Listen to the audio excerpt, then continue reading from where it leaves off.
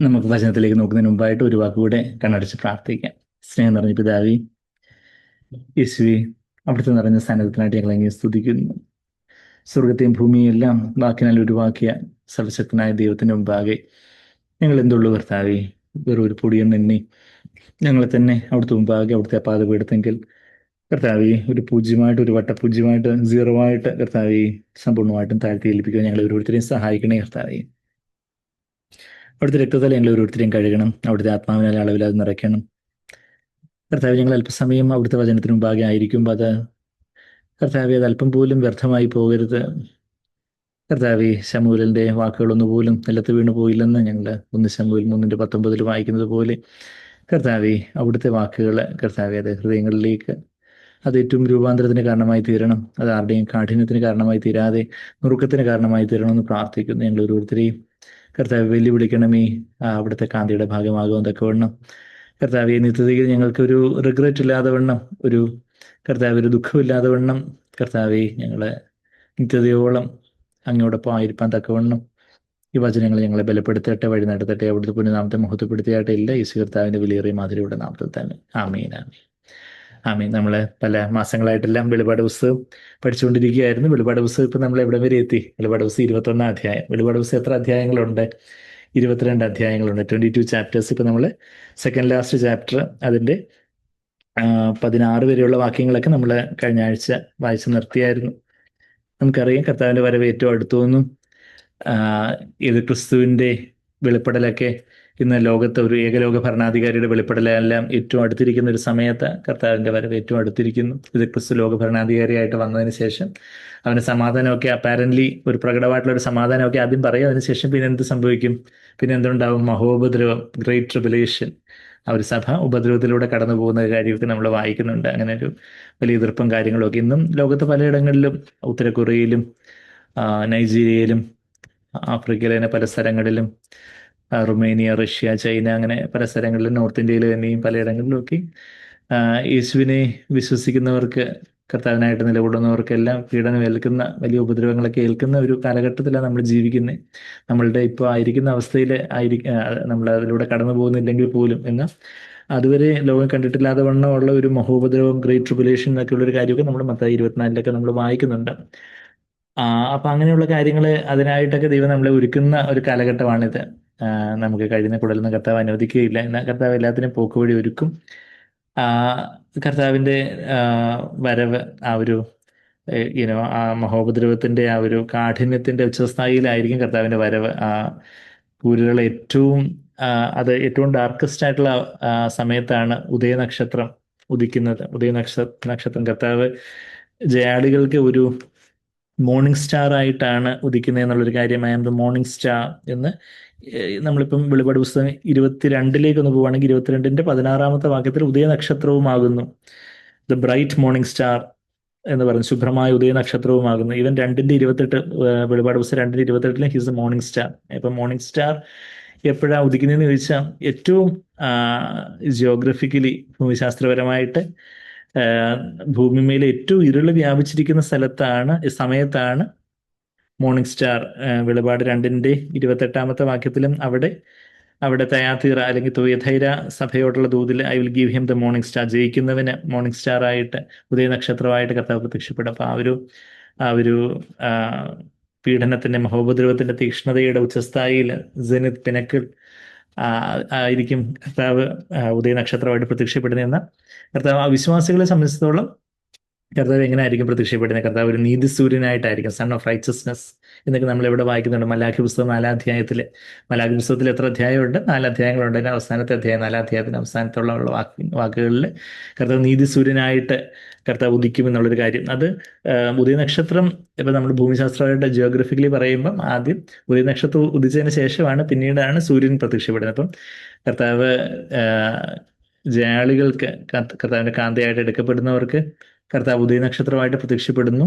എന്ന് കർത്താവ് പിന്നെ ഭൂമിയിലേക്ക് വന്ന് ഒലിവുമലയിൽ കാലുകുത്തുമ്പോൾ കർത്താവ് നീതി സൂര്യനായിട്ട്, സൺ ഓഫ് റൈച്ചസ്നെസ് ആയിട്ട് പ്രത്യക്ഷപ്പെടുന്ന ഒരു കാര്യമൊക്കെ നമ്മൾ അവിടെ മലാഖി പുസ്തകം 4-ാം അധ്യായത്തിലൊക്കെ വായിക്കുന്നുണ്ട്. അപ്പം അങ്ങനെ അവിടെ അർമഗദോൻ യുദ്ധവും എതിർ ക്രിസ്തുവിൻ്റെ നേതൃത്വത്തിലുള്ള ലോക സൈന്യങ്ങളെയെല്ലാം, ലോക ഭരണാധികാരികളെയും സൈന്യങ്ങളെയെല്ലാം കർത്താവ് നാമാവശേഷമാക്കി വലിയൊരു രക്തപ്പുഴ ഒഴുകുന്ന രംഗങ്ങളൊക്കെ നമ്മൾ വെളിപാട് 14-ന്റെ അവസാനമൊക്കെ നമ്മളതൊക്കെ വായിച്ചായിരുന്നു. അപ്പം അങ്ങനെ അതിനുശേഷം കർത്താവ് തൻ്റെ വ്രതന്മാർക്ക്, കർത്താവ് തൻ്റെ മക്കൾക്ക്, അതായത് നമുക്കൊക്കെ കർത്താവ് പ്രതിഫലം തരുന്നൊരു സമയമാണ്. കർത്താവ് വന്ന് അർമ്മദോൻ യുദ്ധമൊക്കെ കഴിഞ്ഞ് പ്രതിഫലം തരുന്നു. അതിനുശേഷം സഹസ്രാബ്ദ വാഴ്ചയിൽ നാം എത്രമാത്രം കർത്താവിനോട് ചേർന്നിരുന്ന് എത്ര അധികം കർത്താവിനോടുള്ള ഒരു ഉത്തരവാദിത്തത്തോടു കൂടി ആയിരിക്കും എന്നുള്ളതൊക്കെ ഇന്ന് നാം എത്ര അധികം കർത്താവിനോട് കൂടി വാഴുന്നു, നമ്മുടെ ആത്മാവിൽ ജീവന്റെ സമൃദ്ധിയിൽ വാഴും എന്നൊക്കെ നമ്മൾ റോമർ 5:17 ഒരു വാക്യം വായിക്കുന്നുണ്ട്. The will rain in righteousness, rain in the abundance of righteousness. നീതിയുടെ സമൃദ്ധിയിലും കൃപാദാനത്തിന്റെ സമൃദ്ധിയിലും ഒക്കെ അവർ വാഴും. അപ്പം അങ്ങനെ എത്രമാത്രം സമൃദ്ധമായിട്ട് നാം ഇന്ന് ആത്മാവില്, പരിശുദ്ധാത്മാവിന്റെ നിറവില്, നമുക്കുള്ള വെളിച്ചത്തില് ലോകത്തിന്റെയും ജഡത്തിന്റെയും പിശാചിന്റെയും മേലെ നമ്മൾ വാഴുന്നു, അതായത് പാപത്തിന്റെ മേലെ നമ്മൾ വാഴുന്നു. ആ ഒരു അളവിലായിരിക്കും അന്ന് കർത്താവിന്റെ കൂടെ നമ്മൾ വാഴുന്നത് സഹസ്രാബ്ദ വാഴ്ചയിലും പിന്നീട് യുഗയുഗാന്തരങ്ങളോളം നിത്യതയിലും ഒക്കെ നമ്മൾ ആ ഒരു അവസ്ഥയിലായിരിക്കും വാഴുന്നത്. അപ്പം ആ സഹസ്രാബ്ദ വാഴ്ചയുടെ സമയത്ത് പിശാചിനെ പിടിച്ച് പട്ടി പിടിച്ച് കൂട്ടിലിടുന്നെന്ന് പറയുന്നത് പോലെ പിശാചിനെ പിടിച്ച് അഗാധത്തിൽ, എബിസിൽ ഇടുന്ന കാര്യമൊക്കെ നമ്മൾ വായിക്കുന്നുണ്ട്. അതിന് ശേഷം 1000 വർഷക്കാലത്തിന് ശേഷം അവനെ തുറന്നു വിടുമ്പം അവനെല്ലാവരും കൂടെ വഞ്ചിക്കുന്ന കാര്യവും പിന്നെ സ്വർഗത്തിൽ നിന്ന് തീ ഇറങ്ങി വന്ന് അവരെല്ലാം ദഹിപ്പിക്കുന്ന കാര്യമൊക്കെ നമ്മൾ വെളിപാട് 20-ാം അധ്യായത്തിന്റെ 9-ാമത്തെ വാക്യത്തിൽ നമ്മൾ വായിച്ചു. പിശാചിനെ പിന്നെ പിടിച്ച് തീപ്പൊയ്കയിലോട്ട് ഇടും. തീപ്പൊയ്കയിൽ അവനെ കാത്തിരിക്കുന്ന ആരൊക്കെയായിരുന്നു? 2 പേര്, എതിർ ക്രിസ്തു, കള്ളപ്രവാചകനും. അവനെ സീറ്റ് പിടിച്ചിട്ടുണ്ടായിരുന്നു. അപ്പം തീപ്പൊയ്കയുടെ ഒത്ത നടുക്ക് അവന് ബ്ലും പറഞ്ഞ് വന്ന് വീഴും. അപ്പുറത്തും ഇപ്പുറത്തും 2 കൂട്ടുകാരന്മാരും നിത്യതയോളം എരിഞ്ഞുകൊണ്ടിരിക്കും. അപ്പൊ അതുകൊണ്ട് പിശാചി, നീ അധികം കളിക്കണ്ട, നിന്റെ സ്ഥാനം ഇവിടാണെന്നുള്ള കാര്യം നമുക്ക് ഇടയ്ക്ക് പിശാചിനെ നമ്മൾ ഓർമ്മിക്കുന്നത് അവന് ഒട്ടും ഇഷ്ടമില്ലാത്ത കാര്യമാണെങ്കിൽ നമ്മളത് ഓർപ്പിച്ചുകൊണ്ടേ ഇരിക്കണമല്ലോ. അവന് ഓർമ്മക്കുറവ് കൊണ്ടുള്ളതല്ലേ, അവന് ഓർമ്മക്കുറവ് ഉണ്ടായിട്ടല്ലേ എന്ന് അവന് അത് ഓർപ്പിക്കേണ്ടത് അത്യാവശ്യമായതുകൊണ്ട്. അവന് നമ്മുടെ ജീവിതത്തിൽ സ്ഥാനമില്ല. അവന് നമ്മുടെ ജീവിതത്തിലുള്ള സ്ഥാനം നമ്മുടെ കാലിന്റെ കീഴില്ല. നമ്മുടെ കാൽക്കീഴിൽ ചവിട്ടി മെതിച്ച് ചമ്മന്തിയാക്കാനുള്ളവനാണ് പിശാച്. അവന്റെ തല ഓൾറെഡി കർത്താവ് കാൽവരി കുരിശിൽ ചതച്ച് കളഞ്ഞു. വാലിട്ടാട്ടി ആ പഴയ പാമ്പ് ആൾക്കാരെ വഞ്ചിക്കാനും പേടിപ്പിക്കാനും ഒക്കെ നോക്കിക്കൊണ്ടിരിക്കുക. പക്ഷേ അവന്റെ തല തകർത്തു, കാൽവരി കുരിശിൽ അവന്റെ തല തകർത്തു എന്ന് ഉൽപ്പത്തി 3:15 സ്ത്രീയുടെ സന്തതി നിന്റെ തല തകർക്കും, വിൽ ക്രഷ് യുവർ ഹെഡ് എന്നുള്ള കാര്യം ഉൽപ്പത്തി 3:15 നമ്മൾ വായിക്കുന്നുണ്ട്, ദൈവത്തിന്റെ ആ ഒരു വാഗ്ദത്തം. അപ്പൊ അങ്ങനെ അവന്റെ തല തകർക്കപ്പെട്ട പിശാച് വാലിട്ടാട്ടിയാലും നമ്മൾ പേടിക്കേണ്ട കാര്യമില്ല. പിശാച് നിരായുധനാണ്, അവന്റെ ആയുധവർഗം എല്ലാം എടുക്കപ്പെട്ടു എന്ന് കൊളോസ്യർ 3:15 എബ്രായർ കൊളോസ്യർ 3:15 കൊളോസ്യർ 2:15 എബ്രായർ 2:15 എബ്രായർ 2:15 കൊളോസ്യർ 2:15. ഇതൊക്കെ ഞാൻ സ്പീഡ് പറഞ്ഞു പോകുന്നതിന്റെ കാരണം എന്താ? ഇതെല്ലാം നമ്മൾ ഡീറ്റെയിൽ ആയിട്ട് മാസങ്ങളായിട്ട് അതൊക്കെ ആ വചനങ്ങളെല്ലാം കണ്ടിട്ടുള്ളതാണ്. കൊളോസ്യർ 2:15 എബ്രായർ 2:15. അവന് നിരായുധനാണ്, അവൻ പവർലെസ് ആണ്, അവന് ശക്തി എല്ലാം കർത്താവ് എടുത്തു കളഞ്ഞിരിക്കുന്നു. ചത്തതിനൊക്കുമേ ജീവിച്ചിരിക്കലും എന്ന വണ്ണമാണ് അവൻ ആരെ സംബന്ധിച്ചിടത്തോളം, ദൈവമക്കളെ സംബന്ധിച്ചിടത്തോളം അവന് ശരിയാണ്. അവന് ഇപ്പോഴും അതീന്ദ്രിയമായ ശക്തികളും കാര്യങ്ങളൊക്കെ ഉണ്ട്. എന്നാൽ നാം ദൈവത്തോട് കീഴടങ്ങി അവനെ എതിർത്ത് നിൽക്കുവാണെങ്കിൽ അവൻ നമ്മളെ വിട്ട് ഓടിപ്പോകും. എങ്ങനെ ഓടിപ്പോകും? എന്ത് സ്പീഡിൽ ഓടിപ്പോകും? 3 × 10⁸ മീറ്റർ/സെക്കൻഡിലെ ലൈറ്റിന്റെ സ്പീഡിൽ ഓടിപ്പോകും. എന്ന് വെച്ചാൽ അത്രയ്ക്ക് അവന് കർത്താവിന്റെ നാമത്തെ പേടിയാണ്. കർത്താവ് അവനെ തോൽപ്പിച്ചവനാണ്. അപ്പൊ ആ ഒരു കാര്യം നമ്മള് യാക്കോബ് 4:7 വാക്യത്തിൽ നമ്മളത് കാണുന്നത്. യാക്കോബ് 4:7 എന്താ നമ്മൾ വായിക്കുന്നത്? Submit therefore to God. ദൈവത്തിന് സബ്മിറ്റ് ചെയ്ത് പിശാചിനോട് എതിർത്ത് നിൽക്കുമ്പം അവൻ നമ്മളെ വിട്ട് ഓടിപ്പോകും എന്നുള്ള കാര്യം നമ്മളവിടെ വായിക്കുന്നുണ്ട്. അവന്റെ പ്രവർത്തനങ്ങളെയൊക്കെ ഇന്ന് നമുക്ക് സഭയായിട്ട് എന്ന് പറഞ്ഞാൽ 2 സഹോദരങ്ങൾ, അത് ഭാര്യ ഭർത്താവോ ആകാം, 2 സഹോദരങ്ങളാകാം, അവർ ഒരുമനപ്പെട്ട് അവർക്ക് ഒരു അജണ്ടയേ ഉള്ളൂ, കർത്താവിന്റെ നാമം മഹത്വപ്പെടണം, എൻ്റെ ഇഷ്ടമൊന്നും വേണ്ട, കർത്താവിന്റെ ഇഷ്ടം മാത്രം മതി എന്നുള്ള ആ ഒരു സമർപ്പണത്തോടെ കർത്താവിനോടും പരസ്പരവും ആത്മാവിൽ ഒന്നാകുന്ന ഭാര്യ ഭർത്താക്കന്മാരാവട്ടെ, സഹോദരങ്ങളാവട്ടെ, അവര് പിശാചിന്റെ പ്രവർത്തനങ്ങളെ ബന്ധിക്കാൻ അവർക്ക് അധികാരമുണ്ടെന്നൊക്കെയാണ് നമ്മൾ മത്തായി 18-ാം അധ്യായത്തിന്റെ 19-20 വാക്യങ്ങളിൽ നമ്മൾ വായിക്കുന്നത്. അപ്പോൾ അതുകൊണ്ടാണ് ഭാര്യ ഭർത്താക്കന്മാരുടെ ഇടയിൽ ഭിന്നത കൊണ്ടുവരാൻ പിശാചിന് ഭയങ്കര ഉത്സാഹമാണ്. എന്തെങ്കിലുമൊക്കെ പറഞ്ഞ് വെറും ചെറിയ കാര്യങ്ങളായിരിക്കും, ചെറിയ കാര്യങ്ങൾ വെച്ച് കയ്പ്, നീരസം, വിദ്വേഷം, പക, അങ്ങനെയൊക്കെയുള്ള സഹോദരങ്ങൾക്കിടയിലുള്ള ഒരു ഉരസൽ കൊണ്ടുവരാനൊക്കെ എന്ന് വെച്ചാൽ ആ ഒരു യൂണിറ്റി ഉണ്ടെങ്കിൽ ആ, അവന്റെ കാര്യം കട്ടപ്പോകുക എന്ന് വെച്ചാൽ അവന്റെ കാര്യം എല്ലാം പരുങ്ങലിലാവും. അതുകൊണ്ട് അവൻ എങ്ങനെങ്കിലുമൊക്കെ കയ്പും കുറച്ച് മത്സരവും അസൂയയും ചെറിയ ചെറിയ തെറ്റിദ്ധാരണയും ചെറിയ ചെറിയ അവൻ്റെതായ ചില മനോഭാവങ്ങൾ, അവന്റെ ചില ഇൻഫെക്ഷൻസ് ഇനി കൊണ്ടുവരും. എന്തൊക്കെയാ? നിഗളം, ആ, വിധിക്കുന്ന മനോഭാവം, അങ്ങനെയൊക്കെയുള്ള പല കാര്യങ്ങളൊക്കെ കൊണ്ടുവന്ന് സഹോദരങ്ങളുടെ ഇടയിലൊക്കെ ഒരു ഭിന്നത കൊണ്ടുവന്നു കഴിഞ്ഞാൽ പിന്നെ അവന് കുറച്ചുകൂടെ കാര്യങ്ങളൊക്കെ ഒന്ന് എളുപ്പമാവുന്ന അവനറിയാം. അവൻ ആ വിടവിലൂടെ കയറി വന്ന് പല കാര്യങ്ങളൊക്കെ ചെയ്യാൻ നോക്കും. അപ്പം ഭാര്യയും ഭർത്താവും അവർ തമ്മിലൊരു വിടവ് വരുമ്പോഴത്തേക്ക്, അവർ തമ്മിലൊരു അകൽച്ച വരുമ്പോഴത്തേക്ക് ആ വിടവിലൂടെ പിശാച് കയറി കുഞ്ഞുങ്ങളെ ഉപദ്രവിക്കാനോ കുഞ്ഞുങ്ങളെ അറ്റാക്ക് ചെയ്യാനോ ഒക്കെ നോക്കും. അവരും ഭയങ്കര റെബല്യസ്, കുഞ്ഞുങ്ങളും ഭയങ്കര റെബല്യസും ഭയങ്കര ശാഠ്യവും കാര്യങ്ങളും അങ്ങനെയൊക്കെയുള്ള ഭാര്യ ഭർത്താക്കന്മാര്. അതുകൊണ്ട് അവര് ഒരാത്മാവോടെ അവര് ഭവനത്തിൽ പിശാചിന്റെ പ്രവർത്തികളൊക്കെ ബന്ധിച്ച് അവര് കർത്താവിന്റെ നാമം ഉയർത്തേണ്ടവരാകുന്നു. ഇനിയിപ്പോ ഒരുപക്ഷെ യുനോ ചില ഭവനങ്ങളിലെ ഭർത്താക്കന്മാർ വിശ്വാസത്തിൽ വന്നിട്ടുള്ളവരായിരിക്കത്തില്ല, ചില ഭവനങ്ങളിൽ ഭാര്യമാര് വിശ്വാസത്തിലേക്ക് വേണ്ടവണ്ണം വന്നിട്ടുള്ളവരായിരിക്കാത്തവരൊക്കെ ഉണ്ട്. പക്ഷെ അവർക്കും പ്രത്യാശയുണ്ട് തീർച്ചയായിട്ടും. ബാക്കി സഹോദരങ്ങളോട് ചെന്ന് ഒരുമിച്ച് ചേർന്ന് മക്കൾക്ക് വേണ്ടി നമ്മൾ പ്രാർത്ഥിക്കുകയൊക്കെ ചെയ്യുമ്പോൾ തീർച്ചയായിട്ടും ദൈവം കാര്യങ്ങളൊക്കെ ചെയ്യും. അപ്പം പിശാചിന്റെ സ്ഥാനം അവിടെ എന്നുള്ള കാര്യമൊക്കെ നമ്മൾ പറഞ്ഞു. അത് കഴിഞ്ഞിട്ട് നമ്മൾ പിന്നെന്താ കാണുന്നേ? പിന്നെ അവിശ്വാസികളുടെ ന്യായവിധി, ജീവപുസ്തകത്തിലെ പേര് കാണാത്തവരെ എല്ലാവരെയും തീപ്പൊയ്കയിൽ തള്ളിയിടും എന്നുള്ള കാര്യമൊക്കെ നമ്മൾ വെളിപാട് 20-ാം അധ്യായത്തിന്റെ 15-ാമത്തെ വാക്യത്തിൽ വായിച്ചതിന് ശേഷമാണ് കാര്യങ്ങളെല്ലാം ഒന്ന് തീർപ്പാക്കി, അക്കൗണ്ട്സ് എല്ലാം സെറ്റിൽ ചെയ്തതിന് ശേഷം പുതിയ ആകാശവും പുതിയ ഭൂമിയും, ഈ ഭൂമിയെല്ലാം അങ്ങ് വെന്തുരുകി പോവും. അതിന്റെ മൂലകങ്ങളും മൂലപദാർത്ഥങ്ങളും എല്ലാം വെന്തുരിയും എന്നെവിടെ എഴുതിയിരിക്കുന്നേ? 2 പത്രോസ് 3-ന്റെ 10-ാമത്തെ വാക്യത്തിൽ നമ്മൾ ആ കാര്യങ്ങളൊക്കെ പലപ്പോഴും വായിച്ചിട്ടുണ്ട്. അപ്പൊ ഇതെല്ലാം ഈ കാണുന്നതെല്ലാം താൽക്കാലികം. എവിടെ വായിക്കുന്നേ? 2 കൊരിന്ത്യർ 4-ന്റെ 17-ാമത്തെ വാക്യത്തിൽ all that we see are temporary, transient. കാണുന്നതെല്ലാം നമ്മൾ കണ്ണഞ്ചിച്ച് പോകും, പക്ഷെ അതെല്ലാം ട്രാൻസിയന്റ് ആണ്. അതെല്ലാം ഈ സഹസ്രാബ്ദ വാഴ്ചയ്ക്ക് ശേഷം എല്ലാം വെന്തിരിഞ്ഞു പോകും. അതിനുശേഷം പുതിയൊരു ഭൂമിയായിരിക്കും, പുതിയൊരു ആകാശം എന്ന് വെച്ചാൽ പുതിയൊരു പ്രപഞ്ചമായിരിക്കും. ആ ഒരു ആകാശം എന്നുള്ള വാക്ക് സ്വർഗം എന്നുള്ള ഔറാനേസ് എന്നുള്ളൊരു പദം അവിടെ ഉപയോഗിച്ചിരിക്കുന്നത്. അപ്പം അത് ആ ഒരു വിസിബിൾ യൂണിവേഴ്സ്, ഇന്നത്തെ ആ ഒരു വിസിബിൾ യൂണിവേഴ്സ് എല്ലാം പുതുതാക്കപ്പെടുന്നു. അതായത് ലൂസിഫറിന്റെ പതനത്തോടുകൂടി പ്രപഞ്ചത്തിലുണ്ടായിരിക്കുന്ന പല കാര്യങ്ങളും എല്ലാം പിന്നീട് മനുഷ്യന്റെ പതനത്തിലൂടെയും ഒക്കെ ഭൂമിയിലും പ്രപഞ്ചത്തിലൊക്കെ ഉണ്ടായിരിക്കുന്ന എല്ലാ കേടുപാടുകളും എല്ലാം മാറ്റി എല്ലാം ഒന്ന് ബ്രാൻഡ് ന്യൂ ആയിട്ട് പുതിയ മോഡൽ പഴയ ഇതിലുള്ള വന്ന ഡെഫിസിറ്റ്സ് എല്ലാം മാറ്റി പുതിയ ബ്രാൻഡ് ന്യൂ കാർ ഇറക്കുന്നതെന്ന് പറഞ്ഞാൽ എല്ലാം പുതുതാക്കി ആ പുതിയ ആകാശത്തിലും പുതിയ ഭൂമിയിലും നമുക്ക് കർത്താവിന്റെ കാന്തയായിട്ടായിരിക്കാം. ആ ഒരു കുഞ്ഞാടിന്റെ കല്യാണം വന്നു. നമ്മൾ കഴിഞ്ഞ വ്യാഴാഴ്ച നമ്മൾ ആ കാര്യങ്ങൾ പറയുന്നുണ്ടായിരുന്നു. ആ എൻഗേജ്മെന്റ് സെറമണി മെസ്സേജിൽ ബൈബിൾ തുടങ്ങുന്നതും അവസാനിക്കുന്നതും കല്യാണങ്ങൾ, വിവാഹ ശുശ്രൂഷയുമായിട്ടാണ്. വിവാഹം എന്നൊക്കെ പറയുമ്പോൾ അതൊക്കെ അനാത്മീയമായിട്ടുള്ള പല കാര്യങ്ങളായിട്ടാണ് ചില സൂപ്പർ സ്പിരിച്വൽ ആയിട്ടുള്ള ചില എന്നാൽ ക്രിസ്തീയമെന്നും ആധ്യാത്മികവും എന്നൊക്കെ പറയുന്ന പേരിൽ തന്നെയുള്ള ആൾക്കാർ വിവാഹം അതൊക്കെ അങ്ങ് ലൗകികനായിട്ടുള്ള ആൾക്കാർക്കുള്ള എന്തോ കാര്യങ്ങളായിട്ടൊക്കെ തെറ്റിദ്ധരിച്ച് അല്ലെങ്കിൽ അങ്ങനെയൊക്കെ പറയുന്ന ആൾക്കാരാണ്. എന്നാൽ ബൈബിളിൽ തികച്ചും വ്യത്യസ്തമാണ്. ബ്രഹ്മചര്യം അല്ലെങ്കിൽ അവിവാഹിതരായിട്ട്, ശരിയാണ്, അവിവാഹിതരാകാനുള്ള കോളിംഗ് ഉള്ളവർ വളരെ ചുരുക്കമുള്ളവർ കാണും. അവരൊക്കെ ദൈവം അതിനുള്ള കൃപ തരും. എന്നാൽ ആത്മീയതയും വിവാഹം കഴിക്കാതിരിക്കുന്നതും തമ്മിലൊന്നും ബന്ധമില്ല. പലപ്പോഴും വിവാഹം കഴിക്കാതിരിക്കുന്നത് മൂലം ഉള്ള ആത്മീയതയും കൂടെ പലർക്കും പോവും. എന്ന് വെച്ചാൽ ദുർനടപ്പും ബാക്കിയുള്ള പല കാര്യങ്ങളൊക്കെ ഇന്ന് നമുക്കറിയാം. പാരമ്പര്യ സഭകളിലും പിന്നെ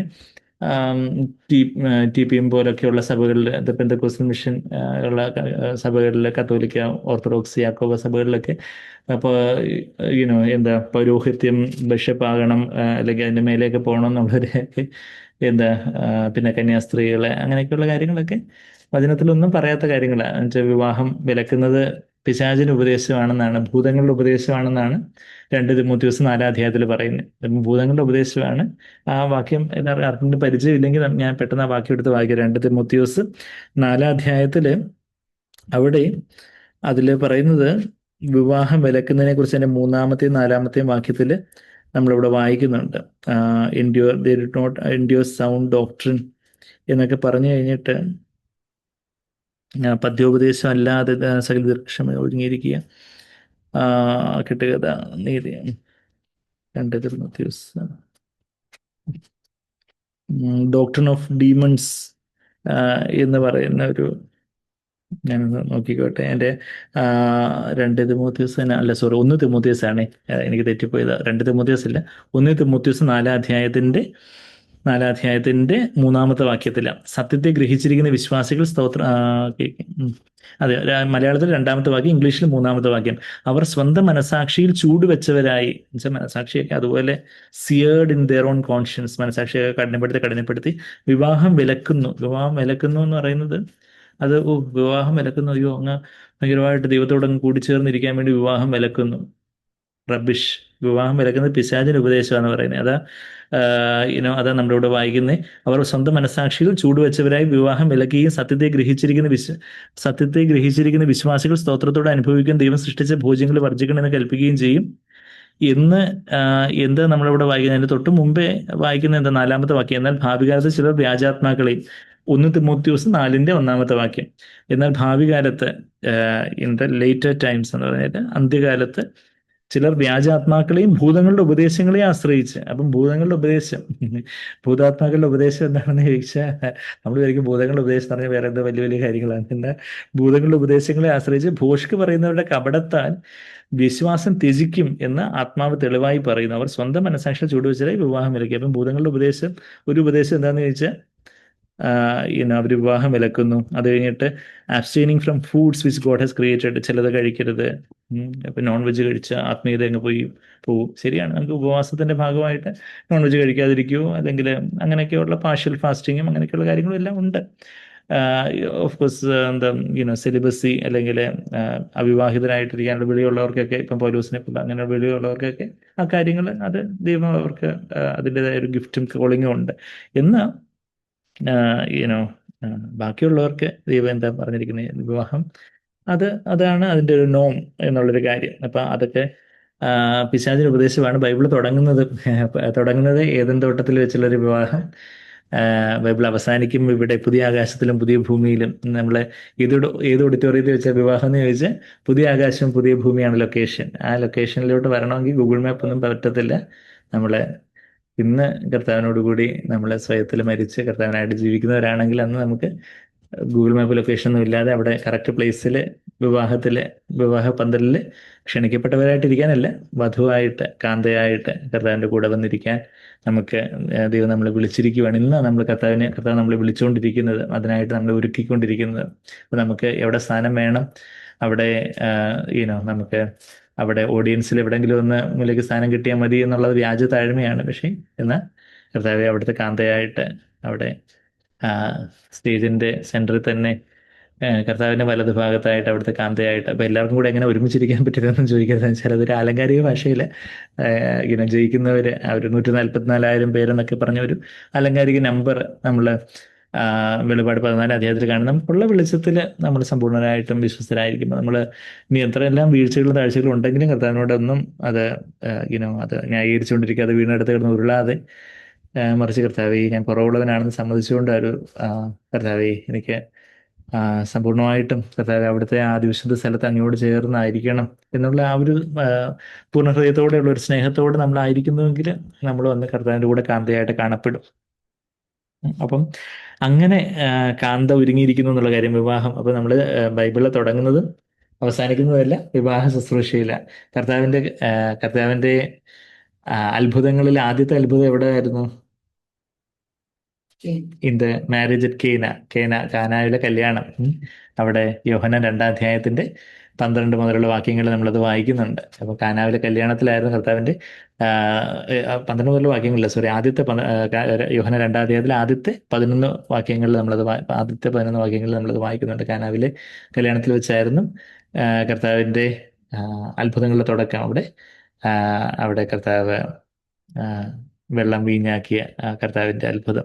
അപ്പൊ ആ ഒരു വിവാഹം, കർത്താവ് ഏറ്റവും അനുഗ്രഹിക്കുന്ന ദൈവഹിത പ്രകാരമുള്ള വിവാഹം, ലോകത്തിൻ്റെ ആഡംബരപ്രകാരം, ലോകത്തിൻ്റെ ഒരു ലോകത്തിൻ്റെ ഒരു ഷോ ഓഫ് ആയിട്ട് ലോകപ്രകാരമുള്ള ഒരു വിവാഹമല്ല എന്ന ദൈവഹിത പ്രകാരം നടക്കുന്ന ദൈവമക്കളുടെ ഇണയിൻലാപ്പിണ കൂടുന്ന ചേരാത്ത വിവാഹങ്ങളല്ല, മറിച്ച് കർത്താവായിട്ട് പ്ലാൻ ചെയ്തിട്ടുള്ള അങ്ങനെയുള്ള വിവാഹങ്ങൾ. അപ്പോൾ ആ ഒരു കാര്യം അപ്പം ആ വിവാഹത്തിന്റെ ഒരു കാര്യമൊക്കെ നമ്മൾ കണ്ടു. അപ്പം നമ്മൾ കഴിഞ്ഞ ഞായറാഴ്ച കാര്യങ്ങളൊക്കെ കൂടുതലായിട്ട് കണ്ടു. ഏദൻ തോട്ടത്തിൽ പാപം വന്നു. കർത്താവ് പാപം പരിഹരിക്കുന്നതും ഗത്സമന തോട്ടത്തിലായിരുന്നു, ഒരു പൂന്തോട്ടത്തില്. പിന്നെ കർത്താവ് ക്രൂശിക്കപ്പെടുന്നതും ഉയർത്തെഴുന്നേൽക്കുന്നതൊക്കെ കാൽവരി മലയിലും അവിടെ ഒരു തോട്ടം ഉണ്ടായിരുന്നു, പൂന്തോട്ടം ഉണ്ടായിരുന്നു എന്നൊക്കെ യോഹന്നാൻ 19:41 വാക്യത്തിലൊക്കെ നമ്മൾ കണ്ടു. അവിടെ ആ കാൽവരി മല അതിനോട് ചേർന്നുള്ള അവിടെ തന്നെ ആയിരുന്നു, അവിടെ അരുവടക്കിയിട്ടില്ലാത്ത യോസഫ് അരമത്തിയുടെ കല്ലറയൊക്കെ ഉണ്ടായിരുന്നു. അവിടെ കർത്താവ് ഉയർത്തെഴുന്നേറ്റത് അതുമെല്ലാം ഒരു പൂന്തോട്ടത്തിലായിരുന്നു എന്നുള്ളൊരു കാര്യം. അപ്പം നമ്മളെയും കർത്താവ് ഒരു പൂന്തോട്ടമായിട്ട് വിളിച്ചിരിക്കുന്നു എന്നുള്ള കാര്യമൊക്കെ നമ്മൾ കഴിഞ്ഞ ഞായറാഴ്ച കണ്ടു. പൂന്തോട്ടം അത് 100% കർത്താവിനായിട്ട് കെട്ടിയടക്കപ്പെട്ടതായിട്ട് നാം സൂക്ഷിക്കുന്നുണ്ടോ, അതോ കുറച്ചൊക്കെ ലോകക്കാർ വന്ന് കയറി ഇറങ്ങി നിരങ്ങിയിട്ട് പോകട്ടെ എന്നുള്ളൊരു ആറ്റിറ്റ്യൂഡാണോ എന്ന് പറഞ്ഞാൽ നമ്മുടെ ജീവിതത്തിൽ ഒരു 30% മാത്രമേ കർത്താവിനായിട്ട് നമ്മൾ കൊടുത്തിട്ടുണ്ടോ, ബാക്കി പൂന്തോട്ടത്തിന് 70% ലോകപ്രകാരമുള്ള കാര്യങ്ങളാണോ, പ്രയോറിറ്റീസ് മുൻഗണനകളാണോ, അതോ 60% ഒക്കെ കൊടുത്തിട്ടുണ്ട്, വലിയ മോശക്കാരനൊന്നും അല്ല എന്നുള്ള ഭാവമാണോ, എന്നാൽ 40% ലോകത്തിനായിട്ട് 30 മേനി 60 മേനി ഫലം കായ്ക്കുന്നവരായിട്ടാണോ, അത് 100% നമ്മളാരും പെർഫെക്റ്റ് ആണെന്നല്ല. എന്നാൽ കർത്താവ് എനിക്ക് വെളിച്ചമുള്ളിടത്തോളം 100% ഞാൻ അങ്ങയുടേതാണ്. കർത്താവെ എന്നെ അങ്ങ് സഹായിക്കണമേ, എല്ലാം അവിടുത്തെ വചനം പൂർണ്ണമായിട്ടും അനുസരിച്ച് പൂർണ്ണമായിട്ട് അവിടുത്തോട് വിശ്വസ്തയായിട്ടായി കാണുവാൻ ഞാൻ ആഗ്രഹിക്കുന്നു എന്നുള്ള ആ ഒരു പൂർണ്ണഹൃദയത്തോടെ കർത്താവിനെ സ്നേഹിച്ച് അനുസരിക്കുന്ന പിൻപറ്റുന്നവർക്കാണ് അവരാണ് അന്ന് ആ ഏറ്റവും മനോഹരമായിട്ടുള്ള പൂന്തോട്ടമായിട്ട് അന്ന് കാന്തയായിട്ട് അന്ന് വെളിപ്പെടാൻ പോകുന്നത് എന്നുള്ള കാര്യമൊക്കെ നമ്മൾ കഴിഞ്ഞ ഞായറാഴ്ചയും കണ്ടായിരുന്നു. അപ്പം വെളിപാട് 21 ഈ കാന്തയോട് ഈ ചേർച്ചിനെ, സഭയെ കാന്തയോട് ഉപമിക്കുന്നു. പിന്നെ യെരുശലേം നഗരം, പുത്തൻ യെരുശലേം എന്ന് പറയുന്ന നഗരത്തോട് ഉപമിക്കുന്നു. നഗരത്തോട് ഉപമിക്കുമ്പോൾ അതിൻ്റെ നഗരത്തിന് എന്തുണ്ട്, വാളുകളുണ്ട്, മതിലുകളുണ്ട്. മതിലുകള്, ഗോപുരങ്ങൾ, അല്ലെങ്കിൽ അതിൻ്റെ ഗേറ്റുകൾ, വലിയ വാതിലുകൾ, അവിടെ ദൂതന്മാര് കാവലായിട്ടുണ്ട്, 12 ഏഞ്ചൽസ് എന്നുള്ള ഒരു കാര്യമൊക്കെ നമ്മൾ 12 വാക്യത്തിൽ വെളിപാട് 21 12 വാക്യം നമ്മൾ കണ്ടു. പിന്നെ 13 വാക്യത്തിൽ 3 ഗേറ്റുകൾ 4 ഡയറക്ഷൻസിലുള്ള ഏത് ഭൂമിയുടെ ഏത് ഭാഗത്തു നിന്നോ ഏത് ദിശയിൽ നിന്നുള്ളവർക്കെല്ലാം കർത്താവ് എല്ലാവർക്കും പ്രാപ്യനാണ് എന്നുള്ളൊരു കാര്യമൊക്കെ നമ്മളവിടെ കാണുന്നു. പിന്നെ 12 ഫൗണ്ടേഷൻ സ്റ്റോൺസ് ൻ്റെ കാര്യം നമ്മൾ കാണുന്നു. അതായത് 12 അതിൻ്റെ അടിത്തറ. 14 വാക്യം, നഗരത്തിലെ മതിലിന് 12 അടിസ്ഥാനവും അതിൽ കുഞ്ഞാടിൻ്റെ 12 അപ്പോസ്തലന്മാരുടെ 12 പേരുമുണ്ട്. ആ അടിസ്ഥാനം ഇടുന്നതൊക്കെ അപ്പോസ്തലന്മാരുടെയും പ്രവാചകന്മാരുടെയും അടിസ്ഥാനം എന്ന് അത് അപ്പോസ്തലന്മാരും പ്രവാചകന്മാരുമാണ് സഭയുടെ അടിസ്ഥാനം. നമ്മളുടെ വ്യക്തി ജീവിതത്തിൻ്റെ അടിസ്ഥാനം യേശുക്രിസ്തുവാണ്. 1 കൊരിന്ത്യർ 3:11 വാക്യം. എന്ന സഭയുടെ അടിസ്ഥാനം എന്താ, ആരാ? അത് കർത്താവ് അതിൻ്റെ സഭയുടെ മൂലക്കല്ലും അപ്പോസ്തലന്മാരും പ്രവാചകന്മാരും അതിൻ്റെ അടിസ്ഥാനവുമാണെന്നുള്ള കാര്യം. മൂലക്കല്ലെന്ന് പറഞ്ഞാൽ ആ അടിസ്ഥാനത്തിൻ്റെ ഒരു കോർണറിൽ കല്ലിടുന്നു. നമ്മുടെ വീടിൻ്റെ മൂലക്കല്ലിട്ട് നമ്മളെ ചെക്കപ്പേർ വന്ന് മൂലക്കല്ലിട്ടൊക്കെ നമുക്ക് ഓർമ്മയുണ്ടായിരിക്കും അല്ലേ എന്ന് പറഞ്ഞ പോലെ അവർ ആദ്യത്തെ ആ ഒരു കല്ലിടുന്നത് കർത്താവാണ് സഭയുടെ. അത് ഞാൻ പറയുന്ന കാര്യമല്ല, എവിടെ പറയുന്നത്? എഫേസ്യർ 2 നമുക്ക് ആ വാക്യം നമ്മൾ പലപ്പോഴും കണ്ടിട്ടുണ്ട്. ഒന്നുകൂടെ എടുത്തു. എഫേസ്യർ 2 2 23, 22 വാക്യങ്ങളൊക്കെ നമ്മൾ നോക്കുമ്പോൾ എഫേസ്യർ 2 അതിൻ്റെ 20 വാക്യം ക്രിസ്തുയേശുവിന്റെ മൂലക്കല്ലായിരിക്കെ നിങ്ങളെ അപ്പോസ്തലന്മാരും പ്രവാചകന്മാരും എന്ന അടിസ്ഥാനത്തിൽ മേൽ പണിതിരിക്കുന്നു. അപ്പം ക്രിസ്തുയേശു നമ്മളുടെ വ്യക്തി ജീവിതത്തിൽ ക്രിസ്തുയേശു അടിസ്ഥാനമായിട്ട് കാണപ്പെടുന്നു. 1 കൊരിന്ത്യർ 3:11 Jesus is the foundation, nobody else can lay any other foundation, വേറെ ആർക്കും വേറെ അടിസ്ഥാനം ഇടാൻ പറ്റത്തില്ല എന്നൊക്കെ അവിടെ 1 കൊരിന്ത്യർ 3:11 വായിക്കുന്നുണ്ട്. എഫേസ്യർ 2:20 സഭയായിട്ടുള്ളൊരു അലങ്കാരികമായിട്ടുള്ളൊരു പദം അവിടെ ഒരു കെട്ടിടത്തോട് ഉപമിക്കുമ്പോൾ യേശുക്രിസ്തു ആരാ? മൂലക്കല്ല്. പിന്നെ അപ്പോസ്തലന്മാരും പ്രവാചകന്മാരുമാണ് അടിസ്ഥാനമായിട്ടായിരിക്കുന്നത്. അപ്പം ആ അടിസ്ഥാന കല്ലുകൾ 12 അപ്പോസ്തലന്മാർ യൂദാ മാറിയിട്ട് പിന്നെ മത്തിയാസിനെയൊക്കെ അവർ തിരഞ്ഞെടുത്തെങ്കിലും ഈ പൗലോസിന്റെ ശുശ്രൂഷയാണ് ദൈവം അംഗീകരിച്ചതെന്ന് നമ്മൾ അപ്പോസ്തല പ്രവൃത്തികൾ മുതൽ തുടർന്നുള്ള അധ്യായങ്ങളിൽ നമ്മൾ ആ കാര്യങ്ങളൊക്കെ നമ്മൾ കാണുന്നുണ്ടല്ലോ. അപ്പം ആ, അങ്ങനെയുള്ള 12 അപ്പോസ്തലന്മാരെ ഇട്ട അടിസ്ഥാനം, അന്ന് പത്രോസ് അടിസ്ഥാനം ഇടുന്ന കാര്യമൊക്കെ നമ്മൾ കണ്ടു. പത്രോസ് മതിലിന്റെ അടിസ്ഥാനം ഇട്ടതൊക്കെ നമ്മൾ എവിടെ കണ്ടേ? അപ്പോസ്തലപ്രവൃത്തി 2-ാം അധ്യായത്തില് അതില് ഈ വക്രതയോടുള്ള perverse generation be saved from this perverse generation. അപ്പോസ്തലപ്രവൃത്തി 2-ാം അധ്യായത്തിൽ 40-ാമത്തെ വാക്യം. മറ്റു പല വാക്കുകളാലും അവൻ സാക്ഷ്യം പറഞ്ഞ് അവരെ പ്രബോധിപ്പിച്ചു, ഈ വക്രതയുള്ള തലമുറയിൽ നിന്ന് രക്ഷിക്കപ്പെടുകയും. ഈ വക്രതയുള്ള തലമുറ എന്ന് വെച്ചാൽ ഈ യഥാർത്ഥത്തിൽ നമ്മൾ സഭയായിട്ടായി തീരുമ്പോൾ അവിടെ ഒരു എക്ലേസിയ, സഭ എന്നുള്ള വാക്ക് ഗ്രീക്കിൽ എന്താ അതിന് പറയുന്നത്? എക്ലേസിയ. എക്ലേസിയ എന്നുള്ള വാക്ക് ഇങ്ങനെ വന്നേ, ഏക് എന്ന് പറഞ്ഞാൽ ഔട്ട് ഓഫ്, നിന്ന് എന്നുള്ള അർത്ഥം. കേലിയോ എന്ന് പറഞ്ഞാൽ വിളിക്കുക, ടു കോൾ. എക്ലേസിയ എന്ന് പറഞ്ഞാൽ വിളിക്കപ്പെട്ടത്, അതായത് ലോകത്തിൽ നിന്ന് വിളിക്കപ്പെട്ട ഇടയന്റെ ശബ്ദം കേട്ട്, ഈ ലോകത്തിൽ നിന്ന് നമ്മൾ കർത്താവിന്റെ ശബ്ദം കേട്ട് യുനോ പിൻഗമിക്കാനായിട്ട് വന്നു, ഞാൻ നിന്നെ പിൻഗമിക്കാൻ എന്നൊക്കെ നമ്മൾ പാടുന്ന പോലെ കാണുന്നു. യാഹേ നീ എൻ ദൈവം എന്നൊക്കെ നമ്മൾ പറഞ്ഞ് പാടുന്ന പാട്ടിലേക്ക് ആ ഒരു പിൻവിളി കേട്ട് ഞാൻ വരുന്നു. ആ ഒരു സ്വർഗത്തിന്റെ സ്നേഹത്തിന്റെ പിൻവിളി കേട്ട്, കർത്താവിന്റെ ശബ്ദം കേട്ട് നമ്മളങ്ങ് ഇടയന്റെ ശബ്ദം കേട്ട് നമ്മളങ്ങ് വരുന്നു. അങ്ങനെ ലോകത്തിൽ നിന്ന് വേർപെട്ട് അത് അവിടുന്ന് നമ്മളിപ്പോഴും ലോകം എന്ന് പറഞ്ഞാൽ എന്തുവാ? കൺമോഹം, ജഡമോഹം, ജീവനത്തിന്റെ പ്രതാപം, പണം, മനുഷ്യമാനം, ജടിക സുഖങ്ങൾ, ആ കാര്യങ്ങളിൽ അങ്ങ് മതിമറന്ന് ആ കാര്യങ്ങളെ പൂജിച്ചുകൊണ്ടിരിക്കുവാണ് നമ്മൾ. യേശുവിനെ പൂജിക്കുന്നതെന്ന് പറയും, യേശുവിനെ ആരാധിക്കുന്നതെന്ന് പറയും, എന്നാൽ നമ്മൾ പണത്തെയും മനുഷ്യമാനത്തെയും ജടിക സുഖങ്ങളെയാണ് പൂജിച്ചുകൊണ്ടിരിക്കുന്നത് നമ്മുടെ പ്രായോഗിക ജീവിതത്തിൽ നിന്നുണ്ടെങ്കിൽ നമ്മളിപ്പോഴും ലോകത്തിൽ തന്നെ കിടക്കുക.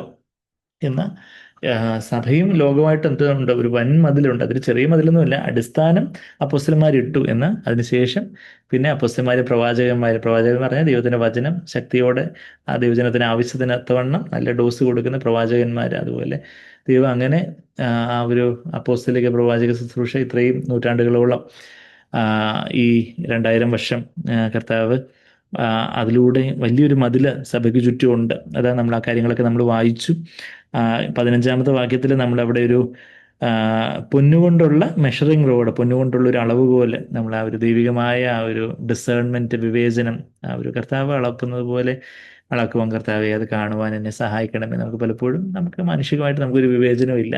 എന്നാൽ കർത്താവെ ഞാൻ വിധിച്ചാലും ഞാൻ ഏകനല്ല, ഞാനും എന്നെ അയച്ചവനും കൂടെ വിധിക്കുന്നേ അല്ലെങ്കിൽ വിവേചിക്കുന്നേ എന്നൊക്കെ കർത്താവ് അവിടെ യോഹന 8-14-15 വാക്യങ്ങൾ, 15-16 വാക്യങ്ങളിലൊക്കെ പറയുന്ന കാര്യങ്ങളൊക്കെ നമ്മൾ ആഴ്ചകൾക്ക് മുമ്പ് ആ കാര്യങ്ങളൊക്കെ നമ്മൾ കണ്ടു. അതിനുശേഷം പിന്നെ 16-ാമത്തെ വാക്യത്തിൽ നമ്മൾ എന്താ വായിച്ചേ? ഈ നഗരം, നമ്മൾ മതിലിനെ കുറിച്ചുള്ള കാര്യവും അതിൻ്റെ അസ്ഥിവാരവും ഒക്കെ കണ്ടു. ഈ നഗരം സമചതുരമായി കിടക്കുന്നു, ഒരു സ്ക്വയർ ആണ്, laid out S A square. Square എന്ന് പറഞ്ഞാൽ എന്താ പ്രത്യേകത? ലെങ്തും ബ്രെഡ്ത്തും ഈക്വൽ ആയിരിക്കും, ഒന്നായിരിക്കും. പിന്നെ സ്ക്വയർ എപ്പോഴാണ് ഒരു ക്യൂബ് ആവുന്നേ? അതിനൊരു ഹൈറ്റും കൂടെ, ഈക്വൽ ഹൈറ്റും കൂടെ വരുമ്പോൾ. അപ്പം അത് നമ്മളിവിടെ 16-ാമത്തെ വാക്യത്തിൽ വായിച്ച് വെളിപാട് പുസ്തകം 21-16 വാക്യത്തിൽ എന്താ വായിക്കുന്നത്? നഗരം സമചതുരമായി കിടക്കുന്നു, അതിന്റെ വീതിയും നീളവും സമവും അളവുകൾ കൊണ്ട് അവൻ നഗരത്തെ അളന്നു, 1200 നാഴിക കണ്ടു. 1200 നാഴിക ഉള്ള ഒരു നഗരം. 1200 നാഴിക എന്ന് പറയുമ്പോൾ 2414 കിലോമീറ്റർ. അത്രയും വലിയൊരു നഗരം. അതിന് നീളവും വീതിയും ഉയരവും ഒക്കെ സമമാണെന്നുള്ള കാര്യമാണ് നമ്മളിവിടെ വായിക്കുന്നത്. 1500 മൈൽസ്, 1500 മൈല്, 1200 നാഴിക എന്നുള്ള കാര്യമൊക്കെ നമ്മളവിടെ വായിക്കുന്നു. അത് 2414 കിലോമീറ്റർ എന്ന് പറയാം. അത്രയും വലിയ ഉള്ള ആ ഒരു പൊന്നുകൊണ്ടുള്ള അളവുകോല് കൊണ്ട് അളക്കുമ്പം നീളവും വീതിയും ഉയരമൊക്കെ സമമെന്ന് വായിക്കുമ്പം നമ്മൾ പഴയ നിയമത്തിലെ സമാഗമന കൂടാരത്തില് അവിടെ എന്താ നമ്മൾ വായിച്ച് സമാഗമന കൂടാരത്തിൻ്റെയും സമാഗമന കൂടാരത്തില് അവിടെ നമ്മൾ പ്രത്യക്ഷത്തിൽ അതെങ്ങനെ ക്യൂബിക്കൽ സ്ട്രക്ചറായിട്ട് അവിടെ പറയുന്നില്ല.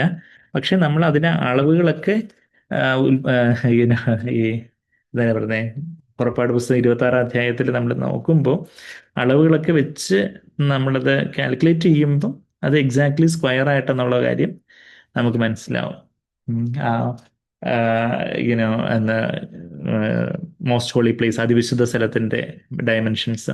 പിന്നീട് അപ്പൊ അതിന്റെ അളവ് 15 feet അതായത് 15 ഫീറ്റ് എന്ന് പറഞ്ഞാൽ 15 അടി. 15 അടി എന്ന് പറയുമ്പോൾ ഒരു 4.57 മീറ്റർ, 4.5 മീറ്റർ, 1 മീറ്റർ, 4.5 മീറ്റർ. അപ്പം അത്രയും 15 ഫീറ്റ് അത്രയും ഉള്ള ഒരു cubical ഷേപ്പിലായിരുന്നു most holy place.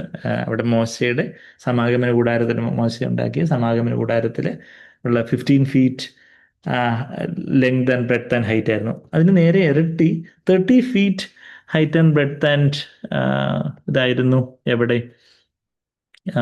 13 feet ആയിരുന്നു അത് ശലോമോൻ പണിത ആലയത്തിന്റെ ആ ഒരു അളവ് നമ്മൾ വായിക്കുന്നത്. അപ്പൊ നമ്മള് ശലോമോൻ പണിത ആലയത്തില് ആ ഒരു അതിന്റെ 1 രാജാക്കന്മാരിലേക്ക് ഒന്ന് പോവുകയാണെങ്കിൽ 1 രാജാക്കന്മാർ 6:20 1 രാജാക്കന്മാർ 6-ാം അധ്യായത്തിന്റെ 20-ാമത്തെ വാക്യത്തില് എന്താ നമ്മൾ വായിക്കുന്നേ? 20-ാമത്തെ വാക്യം, അന്തർമന്ദിരം എന്ന് പറഞ്ഞാൽ ഇന്ന സാങ്ച്വറി, അതെന്ന് വെച്ചാൽ അതിവിശുദ്ധ സ്ഥലം. അന്തർമന്ദിരത്തിന്റെ അകം 20 മുഴം നീളവും 20 മുഴം എന്ന് പറഞ്ഞാല് ഈ പറയുന്ന 30 അടി, അതായത് 30 ഫീറ്റ്, ഇതിന് നേരെ ഇരട്ടി. അതാ 20 മുഴം വീതിയും 20 മുഴം ഉയരവും ഉള്ളതായിരുന്നു. അപ്പം 20 മുഴം നീളവും 20 മുഴം വീതിയും 20 മുഴം ഉയരവും ഉള്ളതായിരുന്നു. അവൻ അത് തങ്കം കൊണ്ട് പൊതിഞ്ഞു, ദേവദാരു മരം കൊണ്ടുള്ള ധൂപപീഠവും പൊതിഞ്ഞു. ധൂപപീഠമൊക്കെ ദേവദാരു മരം കൊണ്ടുള്ള ധൂപപീഠം പൊതിഞ്ഞു, തങ്കം കൊണ്ട് പൊതിഞ്ഞു എന്നൊക്കെ പറയുമ്പം എന്താ? ഗോൾഡൻ ഓൾട്ടർ അത് അതിവിശുദ്ധ സ്ഥലത്തോട് ചേർന്ന്, അതിവിശുദ്ധ സ്ഥലത്തിലല്ലേ, അതിവിശുദ്ധ സ്ഥലത്തോട് ചേർന്ന് തിരശ്ശീലയ്ക്ക് തൊട്ട് മുമ്പിലായിട്ട് വിശുദ്ധ സ്ഥലത്ത് വെക്കുന്ന സുവർണ്ണ ധൂപം, ഗോൾഡൻ ഓൾട്ടർ, അത് നമ്മൾ ഇച്ഛാശക്തിയെ കുറിക്കുന്ന കാര്യമൊക്കെ നമ്മൾ പലപ്പോഴും പറയാറുണ്ട്. അപ്പൊ ഈ 20 ക്യൂബിറ്റ്സിന് ഇതൊക്കെ, ഈ അളവൊക്കെ അറിഞ്ഞിട്ട് നമ്മൾ രണ്ട് ഇവിടെ ദേവാലയം പണിയാൻ പോവുകയാണ് ബ്രദറെ എന്ന് ചോദിച്ചാൽ ഈ അളവൊക്കെ എന്തിനാ അറിയുന്നതെന്ന് ചോദിച്ചാൽ ഇത്രയേ ഉള്ളൂ. ആ അതിവിശുദ്ധ സ്ഥലമാണ് പുത്തൻ യെരൂശലേമായി മാറുന്നത്. അതിവിശുദ്ധ സ്ഥലത്തുള്ളവരാണ് പുത്തൻ യെരൂശലേമിന്റെ ഭാഗമായി തീരുന്നത് എന്നുള്ളതിന്റെ ഒരു ആലങ്കാരികമായ ഒരു കാര്യമാണ് നമ്മളവിടെ വായിക്കുന്നത്. അതായത് നമ്മൾ പ്രാകാരത്തിലും വിശുദ്ധ സ്ഥലത്തിനും തങ്ങി നിൽക്കുവാണെങ്കിൽ നമ്മൾ വിവാഹത്തിന് ക്ഷണിക്കപ്പെട്ടവരായിട്ട് നമുക്ക് അവിടെ ഓഡിറ്റോറിയത്തിൽ ഇരിക്കാം, ഭക്ഷണമൊക്കെ കഴിക്കാം. പക്ഷെ കാന്തയായിട്ട് തീരുന്നത് ആരാ? അതിവിശുദ്ധ സ്ഥലത്ത് എത്തിയവരാണ്. അതിവിശുദ്ധ സ്ഥലത്ത് എങ്ങനെ എത്തുന്നത്? ഒരേ ഒരു വഴിയേ ഉള്ളൂ, ജീവന്റെ പുതുവഴി. നമ്മളിപ്പോഴും എപ്പോഴും എപ്പോഴും എപ്പോഴും എപ്പോഴും എപ്പോഴും പറയുന്ന കാര്യം എന്താ? എബ്രായർ 10:19-20 വാക്യങ്ങളിൽ ജീവന്റെ പുതുവഴി, ന്യൂ ആൻഡ് ലിവിങ് വേ. കർത്താവ് തൻ്റെ രക്തത്താല് തൻ്റെ ജഡമാകുന്ന തിരശ്ശീല ചീന്തി കർത്താവ് അത് പ്രതിഷ്ഠിച്ചു, ആ ജീവനുള്ള പുതുവഴി പ്രതിഷ്ഠിച്ചു എന്ന് പറയുമ്പം എന്താ? നമ്മുടെ എപ്പോഴും എപ്പോഴും പറയുന്ന കാര്യമായിട്ട് നമുക്കറിയാം, കാര്യങ്ങൾ തിയറിറ്റിക്കലി നമുക്കറിയാം. കർത്താവ് സ്വന്തം ഇഷ്ടമൊന്നും ചെയ്യാതെ പിതാവിൻ്റെ ഇഷ്ടം ചെയ്തു. അതുപോലെ നമ്മളും നമ്മളുടെ ജീവിതത്തിലും സ്വന്തം ഇഷ്ടത്തിന് മരിച്ച് പലപ്പോഴും കോപിക്കാനോ മോഹിക്കാനോ പരാതി പറയാനോ പിറുപിറുക്കാനോ അസൂയപ്പെടാനോ മത്സരിക്കാനോ നിഗളിക്കാനോ വിധിക്കാനോ അങ്ങനെയൊക്കെയുള്ള പലവിധത്തിലുള്ള സ്വന്തം ഇഷ്ടങ്ങൾ നമ്മുടെ ജീവിതത്തിലുണ്ട്. നമ്മുടെ സ്വയകേന്ദ്രിതമായ ഒരു സ്വാർത്ഥപരമായ ഒരു ജീവിതം.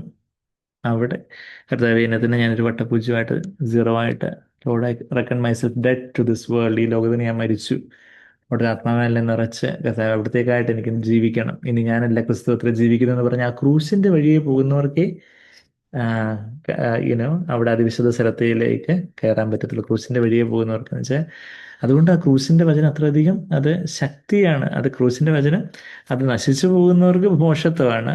അവര് ഈ ലോകത്തിന് കൊള്ളാത്തവര്, ഇവര് എന്തൊരു മണ്ടന്മാരാ, ഇപ്പോഴും മരിക്കണം എന്നൊക്കെ പറഞ്ഞുകൊണ്ടിരിക്കുന്ന ഈ മരമണ്ടന്മാരായിട്ടുള്ള ആൾക്കാരെ കണ്ടില്ലേ എന്ന് ലോകക്കാര് പറയും. ലോകക്കാരും ഒരുപക്ഷെ ലൗകികരായിട്ടുള്ള ക്രിസ്ത്യാനികൾ എന്ന് പറയുന്ന ആൾക്കാരും പറയും. നമ്മൾ 1 Corinthians 1:18 അത് വായിക്കുന്നത്, വേർഡ് ഓഫ് ദ ക്രോസ്. ശരിക്കും പറഞ്ഞാൽ ദൈവത്തിന്റെ വചനം എല്ലാം അത് ക്രൂസിന്റെ വചനം തന്നെ. എന്നാൽ സ്പെസിഫിക് ആയിട്ട് എന്നുവെച്ചാൽ ദൈവത്തിന്റെ വചനം എല്ലാം ദൈവത്തിന്റെ ഇഷ്ടത്തിലേക്ക് നമ്മളെ നയിക്കുന്നത്. ദൈവത്തിന്റെ ഇഷ്ടം എന്ന് പറയുന്നത് നമ്മുടെ സ്വന്തം ഇഷ്ടം ത്യജിക്കുമ്പോഴേ ദൈവത്തിന്റെ ഇഷ്ടം വരുന്നുള്ളൂ. അപ്പം എല്ലാ വചനവും ക്രൂസിന്റെ വചനം തന്നെ. എല്ലാ വചനം, ക്രൂസില്ലാത്ത ഒരു വചനവും ഇല്ല, ക്രൂസില്ലാത്ത യേശു ഇല്ലെന്ന് പറയുന്നത് പോലെ. എന്നാൽ ആ ഒരു സ്വയത്തിന്റെ മരണത്തിന്റെ ആ ഒരു വചനം സ്പെസിഫിക് ആയിട്ട് ആ ക്രൂസിന്റെ വചനം, കർത്താവ് നമുക്ക് വേണ്ടി ക്രൂസിന്റെ വചനത്തിൽ 2 ഭാഗമുണ്ട്. കർത്താവ് നമുക്ക് വേണ്ടി ക്രൂസിൽ മരിച്ചു, അത് മാത്രമല്ല നാമും കർത്താവിനായിട്ട് ദിവസം തോറും ക്രൂശിൽ മരിക്കുന്നു. അങ്ങനെ എന്നെ മരിപ്പിച്ചെന്ന് പറയുമ്പോൾ മരണത്തിനെ ഏൽപ്പിച്ച്, കർത്താവ് എൻ്റെ സ്വന്തം ഇഷ്ടമൊന്നും വേണ്ട, നുറുക്കപ്പെടാനായിട്ട് അതിനെ താഴ്ത്തുന്നു. അവിടുത്തെ ഇഷ്ടം, കർത്താവെ അവിടുത്തെ ആത്മാവിനാൽ നിറയ്ക്കണം. അതാ നമ്മൾ എന്താ നമ്മളവിടെ വായിക്കുന്നത് 18-ാമത്തെ വാക്യം എന്താ?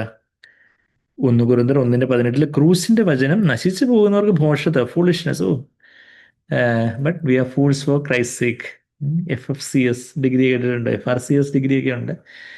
എന്ന് പറഞ്ഞാൽ FFCS ഡിഗ്രി എന്താ? Fools for Christ sake. FFCS എന്ന് പറഞ്ഞാൽ കർത്താവിന് വേണ്ടി നമ്മള് മണ്ടന്മാരെ, മറ്റുള്ളവർ നമ്മളെ മണ്ടന്മാരെന്ന് വിളിക്കരുത്. നിങ്ങൾക്ക് ലോകത്ത് ജീവിക്കാൻ അറിയത്തില്ല, എന്തൊരു മണ്ടന്മാരെ, ഇത്ര സത്യസന്ധമായിട്ട്, ഇത്ര അങ്ങനെ പ്രതികാരമൊന്നും ചെയ്യാതെ എത്ര മണ്ടന്മാരാ നിങ്ങൾ എന്ന് ലോകക്കാർ പറയും. അപ്പം ഫൂൾസ് ഫോർ ക്രൈസ്റ്റ് സേക്ക്, അതാണ് FFCS ഡിഗ്രി. എവിടെ കിട്ടിയേ? 1 കൊരിന്ത്യർ 3:10 ഡിഗ്രി ഉള്ളത്. Fools for Christ sake 1 കൊരിന്ത്യർ 3:10.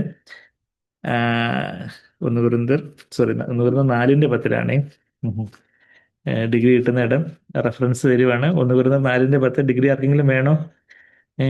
ഇങ്ങനെ ഈ BBC കഴിഞ്ഞുള്ളവർക്ക് FRCS, ഇങ്ങനെ റോയൽ കോളേജ് ഓഫ് സർജൻസിൻ്റെ ഒക്കെ ഫെലോഷിപ്പ് ഒക്കെ കിട്ടുന്ന ഭയങ്കര FRCS, MRCOG ഒക്കെ ഭയങ്കര സ്വപ്നമായിട്ട് വലിയ വലിയ ഡിഗ്രികൾ എടുക്കുന്ന ഇങ്ങനെ ലോകത്തിലെ ഡോക്ടർമാരും കാര്യങ്ങളൊക്കെ ഉണ്ട്. എന്നാൽ FFCS ഡിഗ്രിയാണ് കർത്താവോട് നമുക്ക് അവാർഡ് ചെയ്യുന്നത്. ഇവിടെ 1 കൊരിന്ത്യർ 4:10 we are fools for Christ sake, ഞങ്ങൾ ക്രിസ്തു നിമിത്തം ഭോഷന്മാർ. നിങ്ങൾ ക്രിസ്തുവിൽ വിവേകികൾ. ക്രിസ്തു നിമിത്തം ഭോഷന്മാരായിട്ട്, ബാക്കിയുള്ളവർ നമ്മളെ ഭോഷന്മാരായിട്ട് കാണുമായിരിക്കും, കളിയാക്കുമായിരിക്കും. കൂട്ടുകാർ തന്നെ, ഓ ഇവരെന്തോ വലിയ ക്രിസ്ത്യാനികളെന്നും പറഞ്ഞ് അത് സിനിമ കാണത്തില്ല, അത് കമ്മലിടത്തില്ല, മാലയിടത്തില്ല, ഒരുങ്ങത്തില്ല, ഇതെന്തോ ജാതി, ഇതെന്തോ ആൾക്കാര്. അപ്പം we are fools for Christ sake, ഈ ലോകത്തിന് നമ്മൾ മരിച്ചവരാണ്. അപ്പൊ അതാ ക്രൂസിന്റെ വചനം. ക്രൂസിന്റെ വചനം നശിച്ചു പോകുന്നവർക്ക് ഭോഷത്വമാണ്. 1 കൊരിന്ത്യർ 1:18 രക്ഷിക്കപ്പെടുന്നവർ നമുക്കും ദൈവശക്തിയാകുന്നു. ദൈവത്തിന്റെ വലിയ ശക്തിയാ. എന്തുകൊണ്ടാ? ഈ ക്രൂസിന്റെ വചനത്തിലൂടെ നാം അതിവിശുദ്ധ സ്ഥലത്ത് പ്രവേശിക്കുന്നത്. കർത്താവാകുന്ന കാന്തനോട് നാം ആത്മാവിൽ ഒന്നായി ചേർന്ന് വലിയ ദൈവശക്തിയാൽ നിറയപ്പെടുന്ന ഒരു, ദൈവശക്തിയിൽ നിറയപ്പെടുകയും നയിക്കപ്പെടുന്ന ഒരു ജീവിതം. അപ്പം അങ്ങനെ സമചതുരമാണ്, ആ ക്യൂബിക്കൽ സ്ട്രക്ചറാണ് പുത്തൻ യെരൂശലേം. അപ്പം ശലോമോന്റെ ദേവാലയത്തിൽ നമ്മൾ രാജാക്കന്മാർ 6:20 നമ്മൾ കണ്ടു. പിന്നെ പുറപ്പാട് 20:26 2 മുതൽ 8 വരെയുള്ള വാക്യങ്ങളെല്ലാം നമ്മൾ വായിക്കുമ്പോൾ ഈ അതിവിശുദ്ധ സ്ഥലത്തിനും സെയിം എന്താണ് പറയുക, ഹൈറ്റും വിട്ടും ലെങ്തും ആണെന്നുള്ള കാര്യം പുറപ്പാട് 26 2 മുതൽ 8 വരെയുള്ള വാക്യങ്ങൾ നമ്മൾ വായിക്കുമ്പോൾ അതിൽ നിന്നൊക്കെ മനസ്സിലാവും. അത് 15 അടിയാണ് സമാഗമന കൂടാരത്തിന്റെ ലെങ്ത്, ബ്രെഡ്ത്ത്, ഹൈറ്റ് എന്നുണ്ടെങ്കിൽ 30 അടി അല്ലെങ്കിൽ 20 മുഴമാണ് ശലോമോൻ ദേവാലയത്തിൽ. അതിൻ്റെ നേരെ ഇരട്ടിയായിരുന്നു ശലോമോൻ ദേവാലയത്തിന്റെ അതിവിശുദ്ധ സ്ഥലത്തിന്റെ ശലോമോന്റെ ദേവാലയവും പിന്നീട് പണിയപ്പെട്ട ദേവാലയവും പിന്നീട് ഇനിയിപ്പം യെരൂശലേമില് താമസിയാതെ യെഹൂദന്മാർ പണിയും. ഇത് ക്രിസ്തുവിന് ഒത്താശ ചെയ്ത് കൊടുക്കുന്ന ഒരു സമയം വരുന്ന ഒരു കാലഘട്ടത്തിൽ നമ്മൾ ജീവിക്കുന്നത്. അതിനുവേണ്ടി യെരൂശലേം ദേവാലയം പണിയാൻ വേണ്ടിയുള്ള എല്ലാ സജ്ജീകരണങ്ങളും എല്ലാം ഒരുക്കിയാണ് അവർ യഹൂദന്മാർ കാത്തിരിക്കുന്നത്. ഇപ്പം അവിടെ ഇസ്ലാം മത വിശ്വാസികൾ അവകാശം പറഞ്ഞ് അവിടെ തർക്കസ്ഥലമായതുകൊണ്ട് യെരൂശലേം ദേവാലയം അവർക്ക് പണിയാൻ പറ്റാതായിരിക്കുന്ന ഒരു സമയമാണ്. എന്നാൽ ക്രിസ്തു അവിടെ യെരൂശലേം ദേവാലയം പണിയാനായിട്ട് അവർക്ക് അനുമതി കൊടുക്കുന്നതും ആ ഏകലോക ഭരണാധികാരി യഹൂദന്മാരെ കയ്യിലെടുക്കുന്ന കാര്യമൊക്കെ നമ്മൾ അവസാന കാലത്ത് കാണാൻ പോകുന്ന തലമുറയിൽ നമ്മൾ ജീവിക്കുന്നു. അപ്പോൾ അന്ന് ഇനിയിപ്പോൾ പണിയപ്പെടാൻ പോകുമ്പോഴും നമ്മൾ ചെന്ന് മെഷർ ചെയ്താൽ അവിടെ ബോംബും കാര്യങ്ങളൊക്കെ ഇതൊക്കെ സമയം സമാധാനം വരുമല്ലോ. പക്ഷെ എന്നാലും നമുക്ക് മീഡിയയിലൂടെ നമുക്ക് അറിയാനൊക്കും എന്താ എക്സാക്ട്ലി ലെങ്തും ബ്രെഡ്ത്തും ഹൈറ്റും ഒക്കെ സെയിം ആയിട്ടുള്ള ഒരു ക്യൂബിക്കൽ സ്ട്രക്ചർ ആയിരിക്കും മോസ്റ്റ് ഹോളി പ്ലേസ് എന്നുള്ള കാര്യം. എന്നാൽ ഔട്ടർ കോട്ട് ഇന്നർ കോട്ട്, ബാക്കിയുള്ള ഹോളി പ്ലേസ് ഒരു റെക്ടാങ്കിൾ ആയിരിക്കും. അതെല്ലാം കവർ ചെയ്ത ഔട്ടർ കോട്ട് പ്രാകാരമുള്ള എന്നുള്ള കാര്യമൊക്കെ. അപ്പം ഇത് എന്തുകൊണ്ട് ഇതൊക്കെ നമ്മൾ അറിയുന്ന ഇതിൻ്റെ ആ ഒരു പ്രായോഗിക വശം എന്ന് പറഞ്ഞാൽ, കർത്താവ് ഇന്ന് എൻ്റെ സ്വന്തം ഇഷ്ടത്തിന് മരിച്ച് അവിടുത്തെ ആത്മാവിൽ നിറയപ്പെട്ട് കർത്താവ് അതിവിശുദ്ധ സ്ഥലത്ത് അവിടുത്തെ കാന്തയായിട്ട് ഇന്നും എനിക്ക് അതിസ്നേഹത്തിന് നിറവിൽ ജീവിക്കണം. അപ്പോഴാണ് ഞാൻ അന്ന് കർത്താവിൻ്റെ കാന്തയായിട്ട് വെളിപ്പെടുകയുള്ളൂ. അല്ലെങ്കിൽ അന്ന് എനിക്കൊരു ദുഃഖമായിരിക്കും, അയ്യോ കർത്താവ്, ഞാൻ ഭൂമിയിൽ എൻ്റെ സ്വന്തം ഇഷ്ടപ്രകാരം ജീവിക്കാതെ ഞാൻ അവിടുത്തെ ഇഷ്ടത്തിനായിട്ട് ഏൽപ്പിച്ചു കൊടുത്തായിരുന്നെങ്കിൽ എനിക്ക് നിത്യതയിൽ അങ്ങോട്ട് ഏറ്റവും അടുത്തിരിക്കാമായിരുന്നല്ലോ കർത്താവ്. ഇപ്പം എനിക്ക് അങ്ങയോട് അത്ര ഒരു അടുക്കാൻ പറ്റുന്നില്ലല്ലോ കർത്താവ്. നിത്യം മുഴുവനും ഞാൻ ഈ ഒരു അവസ്ഥയിലായിരിക്കുമല്ലോ എന്നുള്ളത് എത്ര വലിയൊരു ദുഃഖമായിരിക്കും. അപ്പം അതുകൊണ്ടാണ് നമ്മൾ അതുപോലെ കർത്താവെ എനിക്ക് പൂർണ്ണഹൃദയത്തോടെ അങ്ങേ പിൻപറ്റണം, എനിക്ക് പുത്തൻ യെരൂശലേമിന്റെ ഭാഗമാകണം, കാന്തയുടെ ഭാഗമാകണം. എങ്ങനെയെങ്കിലുമൊക്കെ സ്വർഗത്തിൽ അങ്ങ് എത്തിയാൽ പോരാ, കഷ്ടിച്ച് മിഷ്ടിച്ച് എത്തിയാൽ പോരാ, പൂർണ്ണഹൃദയത്തോടെ അങ്ങേ എനിക്ക് സ്നേഹിക്കണം. അപ്പൊ ആ കാര്യങ്ങളാണ് നമ്മളിപ്പം വായിച്ചത്. പിന്നെ 17-ാമത്തെ വാക്യം, ഇപ്പം 17-ാമത്തെ വാക്യം 17ഉം 18ഉം കൂടെ ഒരുമിച്ച 17ഉം 18ഉം കൂടെ അത് ജഗബേർ ഇപ്പം അന്തിമവിജയം പുസ്തകത്തിപ്പം വായിക്കുമല്ലോ. അജുബേർ ഇപ്പം അത് സാക്മനം ബ്രദറിന്റെ അന്തിമവിജയം പുസ്തകത്തിന്റെ ആ കറസ്പോണ്ടിങ് പേജ് വേറെ ഡിസ്പ്ലേ ചെയ്യുക. വാക്യം 17, 18. അതിന്റെ മതിൽ അളന്നു, മനുഷ്യന്റെ അളവിന് എന്ന് വെച്ചാൽ ദൂതന്റെ അളവിന് തന്നെ 144 മുഴ ഉണ്ടായിരുന്നു. മതിലിന്റെ പണി സൂര്യകാന്തവും നഗരം സ്വച്ഛ സ്ഫടികത്തിനൊത്ത തങ്കവും ആയിരുന്നു. ഇവിടെ വീണ്ടും നിർമ്മലതയ്ക്ക് ഊന്നൽ നൽകുന്നത് നാം കാണുന്നു. സ്വച്ഛ സ്ഫടികത്തിനൊത്ത സുതാര്യതയുള്ളവർ യെരുശലേമിൽ അധിവസിപ്പിക്കുവാൻ ദൈവം തിരയുന്നത് പൂർണ്ണതയുള്ള ആളുകളെ അല്ല, മറിച്ച് കപടമില്ലാത്ത സത്യസന്ധരായ ആളുകളെയാണ്. വാക്യം 19, 20. വേറെ അത് നഗര വായിച്ചിട്ട് ഇതൊന്ന് പറഞ്ഞിട്ട് നമുക്ക് അടുത്തതിലോട്ട് പോവാം. ഓക്കെ, ശരി. അതിന്റെ എക്സ്പ്ലനേഷൻ കുറച്ചേ ഉള്ളെങ്കിലും നമ്മൾ വാക്യം 17-ാമത്തെ വാക്യം വെളിപാട് 21-ന്റെ 17-ാമത്തെ വാക്യത്തില് അവിടെ ഏഞ്ചലിക് മെഷർമെന്റ്സോടുകൂടി ആ ഒരു പൊന്നുകൊണ്ടുള്ള അളവുകോലിനൊക്കെ നമ്മൾ അതിന്റെ തൊട്ട് മുമ്പ് വായിച്ചായിരുന്നു. പൊന്നുകൊണ്ടുള്ള അളവുകോൽ 15-ാമത്തെ വാക്യത്തിൽ ആ പൊന്നുകൊണ്ടുള്ള അളവുകോൽ വെച്ച് അളക്കുവാണ്. അത് അത് 17-ാമത്തെ വാക്യത്തിൽ അതിന്റെ മതിൽ അളന്നു. അപ്പൊ ആദ്യം മതിൽ അളക്കുന്നു. മനുഷ്യന്റെ അളവിന് എന്ന് വെച്ചാൽ ദൂതന്റെ അളവിന് തന്നെ.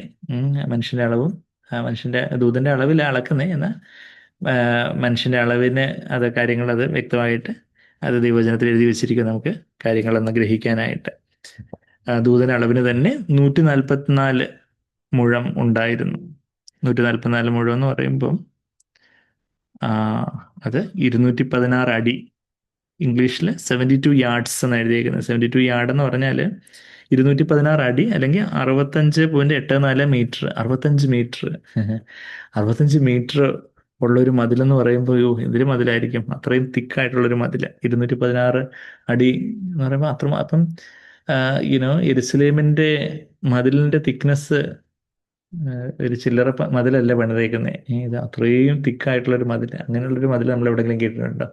അത് നമ്മൾ ഈ അടുത്ത സാഗ്ബറിൽ നിന്ന് നമ്മൾ ആ ഒരു ബ്രദർ NCCF-ലെ ആ ഒരു ബിൽഡിംഗ് ദ ചേർച്ച് വാൾസ് എന്ന് പറഞ്ഞുകൊണ്ടൊരു മെസ്സേജ് കൊടുത്തിട്ടുണ്ട്. അപ്പം അതിനകത്ത് ബ്രദർ അത് പറയുന്നുണ്ട്, ആ ഒരു ലോകത്തിൽ നിന്നുള്ള സെപ്പറേഷൻ, സഭയ്ക്ക് ലോകത്തിൽ നിന്നുള്ള വേർപാട് അതുപോലെ 216 ഫീറ്റ് അല്ലെങ്കിൽ 65.8 മീറ്റർ, അത്രയും 1 മീറ്റർ എന്ന് പറഞ്ഞാൽ അത്രയും 1 മീറ്റർ.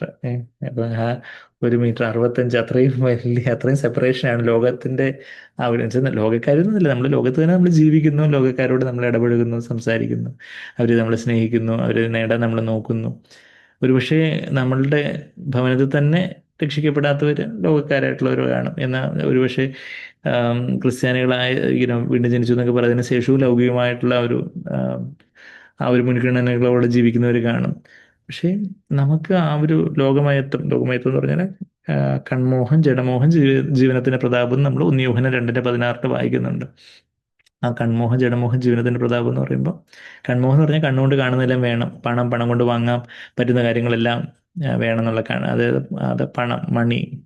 പിന്നെ അത് ജീവനത്തിന്റെ പ്രതാപം. മനുഷ്യരെന്ത് പറയും, അവരെന്ത് പറയും, അവരെ ഇമ്പ്രസ് ചെയ്യിപ്പിക്കണം, മറ്റുള്ളവരെ പ്രീതിപ്പെടുത്തണം. അങ്ങനെ മനുഷ്യമാനം തേടുന്ന ഒരു കാര്യം. പിന്നെന്താ, ജഡമോഹം, ലൈംഗികമായിട്ടുള്ള കാര്യങ്ങളോ അല്ലെങ്കിൽ ഭക്ഷണം, ഉറക്കം, ലൈംഗികത എല്ലാം ദൈവം വെച്ചിരിക്കുന്ന വൃത്തത്തിന് വെളിയിലോട്ട് പോകുമ്പോൾ ഉള്ള ആ ഒരു പാപം. അതെല്ലാം ആണ് ലോകത്തിൽ ഇന്ന് വലിയ വലിയ കാര്യമായിട്ടുള്ളത്. ലോകത്തിന് മുമ്പിൽ വലിയ മഹത്വപരമായിട്ടുള്ള കാര്യം ദൈവത്തിന് മുമ്പാകെ അറപ്പുളവാക്കുന്ന കാര്യമാണെന്നാണ് ലൂക്കോസ് 16:15 വാക്യം. ലൂക്ക് 16:15 നമ്മൾ വായിക്കുന്നത്, whatever is highly esteemed among man is abominable to God.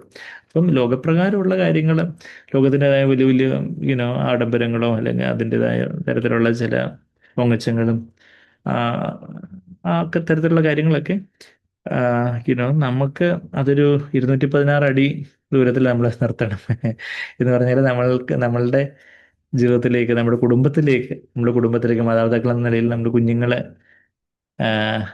ഈ ലോകത്തിന്റെ ഇത് 65.84 മീറ്റർ അടി വേണം സെപ്പറേഷൻ. നമ്മളുടെ കുടുംബം, നമ്മളുടെ കുഞ്ഞുങ്ങളെ, നമ്മുടെ ഭാര്യ, ഭർത്താവ്, നമ്മളുടെ കുടുംബം, അത്രയും സെപ്പറേഷൻ അങ്ങനെയുള്ള കുടുംബങ്ങൾ കൂടിച്ചേരുമ്പോഴാണ് സഭയാകുന്നത്. എന്നുവെച്ചാൽ ആ ഒരു ഈവൻ ഇന്ന് ലോകക്കാരായിട്ടുള്ള ആൾക്കാരുടെ ഡ്രസ്സിങ് സ്റ്റൈൽസും അവരുടേതായ പല ടൈറ്റ് ഫിറ്റിംഗ് എക്സ്പോസിങ് ഡ്രസ്സസ് എന്ന് പറഞ്ഞാൽ ഇറുകി പിടിച്ച് കിടക്കുന്ന തുറന്നു കാട്ടുന്ന തരത്തിലുള്ള വസ്ത്രവിധാനങ്ങളും അതുപോലെയൊക്കെയുള്ള പല സ്റ്റൈലുകളും ഫാഷനുകളും അങ്ങനെയൊക്കെയുള്ള ഓരോ കാര്യങ്ങളുമൊക്കെ അതൊക്കെയാണ് ലോകത്തിൻ്റെതായ പല കാര്യങ്ങൾ, ലോകത്തിൻ്റെതായ പല മൂല്യങ്ങളും കാര്യങ്ങളും ഒക്കെ വെച്ചാൽ അതിൻ്റെതായ കുറച്ച് പൊങ്ങച്ചവും പരദൂഷണവും കുശുമ്പ് കുന്നായ്മയും അങ്ങനെയൊക്കെയുള്ള കാര്യങ്ങൾ, അസൂയയും പകയും വിദ്വേഷവും കയ്പും ക്ഷമിക്കാത്ത മനോഭാവവും മത്സരവും നികളവും അങ്ങനെയൊക്കെയുള്ള കാര്യങ്ങളൊക്കെ അതിൽ നിന്നുള്ള സെപ്പറേഷൻ, ആ സെപ്പറേഷനാണ് ഈ മതിൽ സെപ്പറേഷൻ ആണെന്നുള്ള കാര്യം നമ്മളത് യെശയ്യാവ് 65 നമ്മൾ കണ്ടായിരുന്നു അല്ലേ? യെശയ്യാവ് 65-ന്റെ 18 വാക്യം നമ്മൾ കണ്ടേ ഓർക്കുന്നുണ്ടോ? 20 വാക്യം യെശയ്യാവ് 65-ന്റെ സോറി നോക്കട്ടെ, അതിൻ്റെ 65ആണോ ഞാൻ നോക്കട്ടെ, 66ആണെന്ന് തോന്നുന്നല്ലോ. ആ ഒരു വാൾസ് അത് സാൽവേഷൻ എന്ന് പറയുന്നൊരു വാക്യമുണ്ട്. 60ആണോ നോക്കട്ടെ, 60 സോറി, യെശയ്യാവ് 60-18 യെശയ്യാവ് 60-18. പലരും ചോദിക്കും എങ്ങനെ എനിക്ക് വേഴ്സ് കൃത്യമായിട്ട് ഓർമ്മ വരുന്നത് ചോദിച്ചാൽ വീണ്ടും വീണ്ടും വീണ്ടും വീണ്ടും കോട്ട് ചെയ്യുമ്പോൾ ഓർമ്മ വരുന്നത്. ഇപ്പം കോട്ട് ചെയ്തപ്പോൾ ഞാൻ കുറച്ച് 65-18 പറഞ്ഞത്, ഇപ്പോൾ ഒരു പ്രാവശ്യം പിന്നെ ഇപ്പം 60-18 പറഞ്ഞു, ഇനിയിപ്പോൾ ഇനി കോട്ട് ചെയ്യുമ്പോൾ 60-18 കുറച്ചുകൂടെ ഓർമ്മ വരും. ഇപ്പോൾ പല പ്രാവശ്യം നമ്മൾ ഒരേ വാക്യങ്ങൾ പറയുമ്പോഴും അത് ഇടപെടുമ്പോഴും അടയാളപ്പെടുത്തുമ്പോഴൊക്കെ നമുക്കത് കൂടുതൽ ഓർമ്മയിക്കുന്നില്ല. അതെ, വേറെ മാജിക് അല്ല. ഓഫ് കോഴ്സ് ദൈവത്തിൻ്റെ എനേബിളിംഗ് ഉണ്ട്, ദൈവത്തിൻ്റെ ഒരു ശക്തീകരണം ഉണ്ടെന്ന് ആ ഒരു വീണ്ടും വീണ്ടും നമ്മൾ ഒരു വാക്യങ്ങൾ റെഫർ ചെയ്യുമ്പം 60-18 എന്താ വായിക്കുന്നത്? ഇനി നിന്റെ ദേശത്ത് സാഹസവും നിന്റെ അതിരിനകത്ത് ശൂന്യവും നാശവും കേൾക്കുകയില്ല. യഥാർത്ഥത്തിലുള്ള ദൈവസഭയിൽ ലോകപ്രകാരമുള്ള ശൂന്യവും നാശവും ഒന്നുമില്ല. സാഹസം എന്ന് പറഞ്ഞാൽ എന്താ? അതിൻ്റെ ആ ഒരു വയലൻസ്, അതിനെ സാഹസം എന്ന് മലയാളത്തിൽ ട്രാൻസ്ലേറ്റ് ചെയ്യുന്നത് വയലൻസോ ഡെവസ്റ്റേഷനോ ഡിസ്ട്രക്ഷനോ ഒന്നും കാണത്തില്ല നിന്റെ ബോർഡേഴ്സിൽ. അത് കഴിഞ്ഞിട്ട് പറയും മതിലുകൾക്ക് രക്ഷ, രക്ഷ അല്ലെങ്കിൽ സാൽവേഷൻ, അല്ലെങ്കിൽ സാൽവേഷൻ അതിൻ്റെ ആ ഒരു റൂട്ട് മീനിങ് എന്ന് പറഞ്ഞാൽ സെപ്പറേഷൻ. രക്ഷ എന്ന് പറഞ്ഞാൽ ലോകത്തിൽ നിന്നുള്ളൊരു രക്ഷ, സാൽവേഷൻ. പിന്നെ വാതിലുകൾക്ക് സ്തുതി, യഥാർത്ഥത്തിൽ സ്തോത്രത്തോടെ വരുന്നവർക്ക് പരാതി പിറുവിറുപ്പോടെ വന്നിരുന്നവരൊക്കെ മതിലിന് വെളിയിൽ നിൽക്കേണ്ടി വരും, വാതിലിന് വെളിയിൽ നിൽക്കേണ്ടി വരും എന്ന് തങ്ങളെ തന്നെ താഴ്ത്തി ദൈവാത്മാവൻ നിറഞ്ഞ് സ്തോത്രത്തോടെ വരുന്നവർക്ക് സഭയിലേക്ക് എളുപ്പം കയറി വരാനൊക്കെ. അപ്പം അത് wall salvation and your gates praise എന്നൊക്കെ നമ്മൾ വായിക്കുന്നത്. വാതിലുകൾക്ക് സ്തുതി എന്നും നീ പേര് പറയൂ എന്നൊക്കെ പറഞ്ഞ്. അപ്പോൾ അങ്ങനെയുള്ള ഈ വാളിന് 216 അടി അല്ലെങ്കിൽ 65.84 മീറ്റർ തിക്നെസ് ഉള്ള വാള്, അത്രയും അളവുണ്ടായിരുന്നു എന്നുള്ള കാര്യമാണ് നമ്മളിവിടെ വായിക്കുന്നത്. അത് നമ്മൾ നെഹമ്യാവിൻ്റെ കാലത്ത്, നെഹമ്യാവാണ് മതിൽ പണിയാൻ വേണ്ടി, ഹഗായിയൊക്കെ ആ ദൈവം ആലയം പണിയാൻ വേണ്ടി ഉപയോഗിക്കുന്നത്. എന്നാൽ ദേവാലയത്തിന് മതിൽ പണിയാൻ വേണ്ടി ദൈവം നെഹമ്യാവിന് ആ ഒരു ഭാരം കൊടുത്തൊരു കാര്യം നമ്മളവിടെ വായിക്കുന്നുണ്ട്. നെഹമ്യാവിൻ്റെ പുസ്തകത്തിലേക്ക് നമ്മൾ പോവുകയാണെങ്കിൽ നെഹമ്യാവിൻ്റെ ആ ഒരു യൂനോ ദൈവത്തിനോടുള്ള ആ ഒരു ദൈവഭവനത്തിനായിട്ടും ദൈവത്തോടും ഒക്കെയുള്ള ആ ഒരു വലിയ ഭാരവും കരച്ചിലും വിലാപവും ഒക്കെയുള്ള കാര്യം, ആ ഒരു തീക്ഷ്ണതയൊക്കെ നമ്മളവിടെ വായിക്കുന്നുണ്ട്. നെഹമ്യാവിൻ്റെ പുസ്തകത്തിലേക്ക് നമ്മൾ പോവുകയാണെങ്കിൽ അതിൻ്റെ 1-ാം അധ്യായത്തിൻ്റെ 4-ാമത്തെ വാക്യത്തിൽ അതിൻ്റെ 3-ാമത്തെ വാക്യത്തിൽ അവർ എന്നോട് അതിന് തൊട്ട് മുമ്പേ എന്താ ഞാൻ എൻക്വയറി ചെയ്തു എന്നുള്ള കാര്യമാണ് വായിക്കുന്നത്. I asked them concerning the Jews, 2-ാമത്തെ വാക്യം. ചില പുരുഷന്മാരും വന്നു, ഞാൻ അവരോട് നെഹമ്യാവ് 1-ാം അധ്യായത്തിൻ്റെ 2-ാമത്തെ വാക്യം, നെഹമ്യ 1-2 എന്താ വായിക്കുന്നത്? ഞാൻ അവരോട് പ്രവാസത്തിൽ നിന്ന് തെറ്റി ഒഴിഞ്ഞു പോയ യഹൂദന്മാരെ കുറിച്ചും യെരുശലേമിനെ കുറിച്ചും ചോദിച്ചു. നെഹമ്യാവ് ഇവിടെ രാജാവിൻ്റെ പാനപാത്രവാഹകനായിട്ടായിരിക്കുക, കപ്പേററായിട്ടായിരിക്കുക. എന്നാൽ തൻ്റെ ഹൃദയം എവിടെ? ദൈവജനത്തോടൊപ്പമാണ്. അപ്പോൾ അവിടെ യെരുശലേമിനെ കുറിച്ച് ചോദിച്ചപ്പം അവർ എന്നോട് എന്താ പറഞ്ഞേ? 3-ാമത്തെ വാക്യം, പ്രവാസത്തിൽ നിന്ന് തെറ്റി ഒഴിഞ്ഞു പോയ ശേഷിപ്പ് അവിടെ ആ സംസ്ഥാനത്ത് മഹാകഷ്ടത്തിലും അപമാനത്തിലും ഇരിക്കുന്നു. യെരുശലേമിന്റെ മതിൽ ഇടിഞ്ഞും അതിന്റെ വാതിലുകൾ തീ വെച്ച് ചുട്ടും കിടക്കുന്നു എന്ന് പറഞ്ഞപ്പോഴത്തേക്കും അത്രേ ഉള്ളായിരുന്നു എന്നല്ലേ നെഹമ്യാവ് പറഞ്ഞു. പിന്നെന്താ? ഈ വർത്തമാനം കേട്ടപ്പോൾ ഞാൻ ഇരുന്ന് കരഞ്ഞു, കുറേ നാൾ ദുഃഖിച്ചും ഉപവസിച്ചും കൊണ്ട് സ്വർഗത്തിലെ ദൈവത്തോട് ഞാൻ പ്രാർത്ഥിച്ചു പറഞ്ഞത് എന്തെന്നാൽ, ഇന്നും സഭയുടെ ചില വാതിലുകളും മതിലുകളും ഒക്കെ ഇടിഞ്ഞിരിക്കുന്നത് കാണുമ്പോൾ, അതായത് ലോകമയത്വം ഒക്കെ സഭയിലേക്ക് കയറി വരുന്നു, ലോകത്തിൻ്റെതായ പല മൂല്യങ്ങളും കാര്യങ്ങളും അതിൻ്റെതായ ചില വൈഭവങ്ങളും കാര്യങ്ങളും ഒക്കെ ഒക്കെ സഭയിലേക്ക് വരുന്നെന്ന് അങ്ങനെ മതില് കുറച്ച് ഇടിഞ്ഞു പൊളിഞ്ഞിരിക്കുമ്പം നമ്മുടെ വീടിന്റെ മതിൽ അങ്ങനെ ഇടിഞ്ഞു പൊളിഞ്ഞിരുന്നാൽ നമ്മൾ പെട്ടെന്ന് തന്നെ പിറ്റേ ദിവസം തന്നെ അല്ലെങ്കിൽ ആ ദിവസം തന്നെ പണിക്കാരെ വിളിച്ച് നമ്മളെ സിമെന്റും ചാന്തും എന്തൊക്കെയാന്ന് വെച്ചാൽ മോട്ടറും ബ്രിക്സും എല്ലാം കൂടെ വെച്ച് അത് എത്രയും പെട്ടെന്ന് പണിയും. എന്നാൽ സഭയുടെ മതിൽ എന്ന് പറയുമ്പോൾ നമ്മൾ അക്ഷരികമായിട്ടുള്ള ഒരു ബിൽഡിങ്ങിന്റെ മതിലിന്റെ കാര്യമല്ല ഉദ്ദേശിക്കുന്നത്, മറിച്ച് എന്താ ലോകത്തിൻ്റെതായുള്ള ചില കാര്യങ്ങൾ. സഭയുടെ മതിൽ എന്ന് പറയുമ്പോൾ നമ്മൾ ആദ്യം തന്നെ നമ്മുടെ കുടുംബത്തിനും നമ്മൾ വ്യക്തി ജീവിതത്തിലുള്ള ഒരു മതില്, കുടുംബജീവിതത്തിലുള്ള ഒരു മതില് പണിയാൻ വേണ്ടി നമുക്ക് അതുപോലൊരു ഭാരമുണ്ടോ എന്നുള്ള, അങ്ങനെ ഉണ്ടെങ്കിൽ സഭയുടെ മതിലും നമുക്ക് പണിയാൻ പറ്റത്തുള്ളൂ. അപ്പൊ അപ്പം നെഹമ്യാ വരുന്ന കരയുന്നു, താനെ വിലപിക്കുന്നു, ഉപവസിക്കുന്നു. അത് കഴിഞ്ഞിട്ട് സ്വർഗത്തിലെ ദൈവമായ യഹോവ അതിന്റെ 5-ാമത്തെ വാക്യം, നെഹമ്യാ 1:5, നിന്നെ സ്നേഹിച്ച് നിന്റെ കൽപ്പനകളെ പ്രമാണിക്കുന്നവർക്ക് നിയമവും ദൈവവും പാലിക്കുന്ന മഹാനും ഭയങ്കരമായ ദൈവമേ എന്നൊക്കെ വിളിച്ച് ഞങ്ങളെ പാപം ചെയ്തു. I and my fathers house have sinned. എൻ്റെ 6-ാമത്തെ വാക്യം, ഞാനും എൻ്റെ 6-ാമത്തെ വാക്യത്തിൻ്റെ അവസാനം, ഞാനും എൻ്റെ പിതൃഭവനവും പാപം ചെയ്തിരിക്കുന്നു കർത്താവേ, ഞങ്ങളുടെ കുറവ് കൊണ്ടാണ്. We have acted very corruptly. ഞങ്ങൾ നിന്നോട് ഏറ്റവും വഷളത്തമായി പ്രവർത്തിച്ചിരിക്കുന്നു. നീ അരുളി ചെയ്ത വചനം ഓർക്കണമേ. 9-ാമത്തെ വാക്യത്തിന്റെ അവസാനം, കർത്താവേ നിന്റെ ദാസന്മാരും നിന്റെ ജനവുമല്ലോ എന്നൊക്കെ 10-ാമത്തെ വാക്യത്തിൽ പറയുന്നത് നമ്മൾ കാണുന്നുണ്ട്. I was a cupbearer to the king. പാനപാത്രവാഹകനായിരുന്നു എന്നതിൻ്റെ 11-ാമത്തെ വാക്യത്തിന് അവസാനം നമ്മൾ വായിക്കുന്നുണ്ട്. അപ്പം അങ്ങനെ സ്വർഗത്തിലെ ദൈവത്തോട് പ്രാർത്ഥിക്കുന്നു. 4-ാമത്തെ വാക്യം, നമ്മൾ ഈ 2-ാം അധ്യായത്തിലെ 4-ാമത്തെ വാക്യം. അത് കഴിഞ്ഞിട്ട് പിന്നെ എന്താ, അതിന്റെ 2:20, നെഹമ്യാ 2:20, ഗലാത്യർ 2:20 നമുക്കറിയാം. ഞാനല്ല ക്രിസ്തുവത്തിൽ ജീവിക്കുന്നത്. ഇവിടെ നെഹമ്യാ 2:20 എന്താ പറയുന്നത്? അതിന് ഞാൻ അവരുടെ സ്വർഗത്തിലെ ദൈവം ഞങ്ങൾക്ക് കാര്യം സാധിപ്പിക്കും. ആരെങ്കിലും പഞ്ചായത്ത് പ്രസിഡന്റോ മന്ത്രിയോ പ്രധാനമന്ത്രിയോ കാര്യം സാധിപ്പിക്കുന്ന കാര്യമല്ല. അതൊക്കെ പറഞ്ഞ ഇന്ന് ആൾക്കാർക്ക് മന്ത്രിയുടെ വാക്കാണോ? പക്ഷേ ഇവിടെ എന്താ, സ്വർഗത്തിലെ ദൈവം ഞങ്ങൾക്ക് കാര്യം സാധിപ്പിക്കും. ആകയാൽ അവന്റെ ദാസന്മാരായ ഞങ്ങൾ എഴുന്നേറ്റ് പണിയും. നിങ്ങൾക്ക് യെരൂശലേമിൽ ഒരു ഓഹരിയും അവകാശവും ജ്ഞാപകവും ഇല്ല എന്ന് ഉത്തരം പറഞ്ഞു. God of heaven will give S success. അപ്പൊ അങ്ങനെ ആ ഒരു ദൈവത്തോട് ചേർന്ന് നിന്ന് അതുപോലെ ഒരു വീര്യം പ്രവർത്തിക്കുന്നവരായി വേണം നമ്മൾ. സഭയുടെ മതില് പണിത് തീരുന്നില്ല, അത് പണിതുകൊണ്ടേയിരിക്കണം. സഭയിലെ കുഞ്ഞുങ്ങൾ വളർന്നു വരുന്നു, യുനോ പുതിയ ആൾക്കാർ വരുന്നു. അതുപോലെ തന്നെ ഉള്ള ആൾക്കാർ തന്നെ ലോകമയത്വത്തിലേക്ക് പോകാൻ എപ്പോഴും ഉള്ള സാധ്യതയുണ്ട്. അപ്പം ആ ഒരു ലോകം എവിടെ, സഭ എവിടെ എന്ന് അറിയാതിരിക്കത്തക്ക വണ്ണം ഈ മതിലൊക്കെ ഒന്ന് ഇടിച്ചു പൊളിഞ്ഞ് ലോകവും സഭയൊക്കെ അങ്ങ് ഒന്നുപോലെ ആക്കണമെന്നാണ് സാത്താന്റെ പ്ലാന്. എന്നാൽ മതിൽ ഇടിച്ചു പൊളിച്ച് കളയാനല്ല, പണിയാനാ ദൈവം നമ്മളെ വിളിച്ചിരിക്കുന്നത്. അപ്പൊ അങ്ങനെ ബിൽഡേഴ്സ് ഓഫ് ദ വാൾ എന്നൊക്കെ, മതിൽ പണിക്കാരെ കുറിച്ചൊക്കെ അവിടെ മതിൽ പണിക്കാരായിട്ട് ആരൊക്കെ ആദ്യം തന്നെ നിൽക്കുന്നേ നമ്മളെ അവിടെ നെഹമ്യാ 3-ാം അധ്യായത്തിൽ തന്നെ വായിക്കുവാണെങ്കിൽ, ഈ കഴിഞ്ഞ സൺഡേ ആണെന്ന് തോന്നുന്നു, സാങ്ക്ലറിന്റെ ആ ഒരു building the church in the spirit of Christ എന്ന് പറഞ്ഞ സഭയെ ക്രിസ്തുവിന്റെ ആത്മാവിൽ പണിയുക എന്ന് പറഞ്ഞുള്ള ഒരു സാങ്ക്ലറിന്റെ ഒരു 15 മിനിറ്റുള്ള മെസ്സേജ്, അത് മെസ്സേജ് ഫോർ ടൈം എന്ന് പറഞ്ഞ് നമ്മൾ ഇവിടെ എന്താ പറയുന്നത് നമ്മുടെ മെയിലിലും ഒക്കെ വന്നിട്ടുണ്ടാവും. അപ്പൊ അതിൽ ബ്രദർ ഈ വചനങ്ങൾ പറയുന്നുണ്ട്. നെഹമ്യാ 3-ാം അധ്യായത്തിന് 1-ാമത്തെ വാക്യം. അങ്ങനെ അവിടെ ആരാ മതിൽ പണിയുന്നത്? നമ്മൾ പറയും ബംഗാളികളെ അല്ലെങ്കിൽ അവിടെ പണിക്കാരെ. അല്ലല്ല, ഇവിടെ മഹാപുരോഹിതൻ, അതായത് യഹൂദന്മാരുടെ ഏറ്റവും വലിയ തലവൻ, വലിയ VIP ആ, ഞാൻ വലിയ VIP അതുകൊണ്ട് എനിക്കൊന്ന് കുനിയാൻ പറ്റത്തില്ലെന്നല്ല, മറിച്ച് അങ്ങനെ ആദ്യം തന്നെ നിൽക്കുന്ന ആരാ, മതിൽ പണിയാൻ ആദ്യം നിൽക്കുന്ന ആരാ? 3-ാം അധ്യായത്തിന് 1-ാമത്തെ വാക്യം. അങ്ങനെ മഹാപുരോഹിതനായ എലിയാശീബും അവന്റെ സഹോദരന്മാരായ പുരോഹിതന്മാരും എഴുന്നേറ്റ് ആട്ടിൻവാതിൽ പണിതു, ദ ഷീപ്പ് ഗേറ്റ്. അവർ അത് പ്രതിഷ്ഠിച്ച് അതിന്റെ കഥകളും വെച്ചു.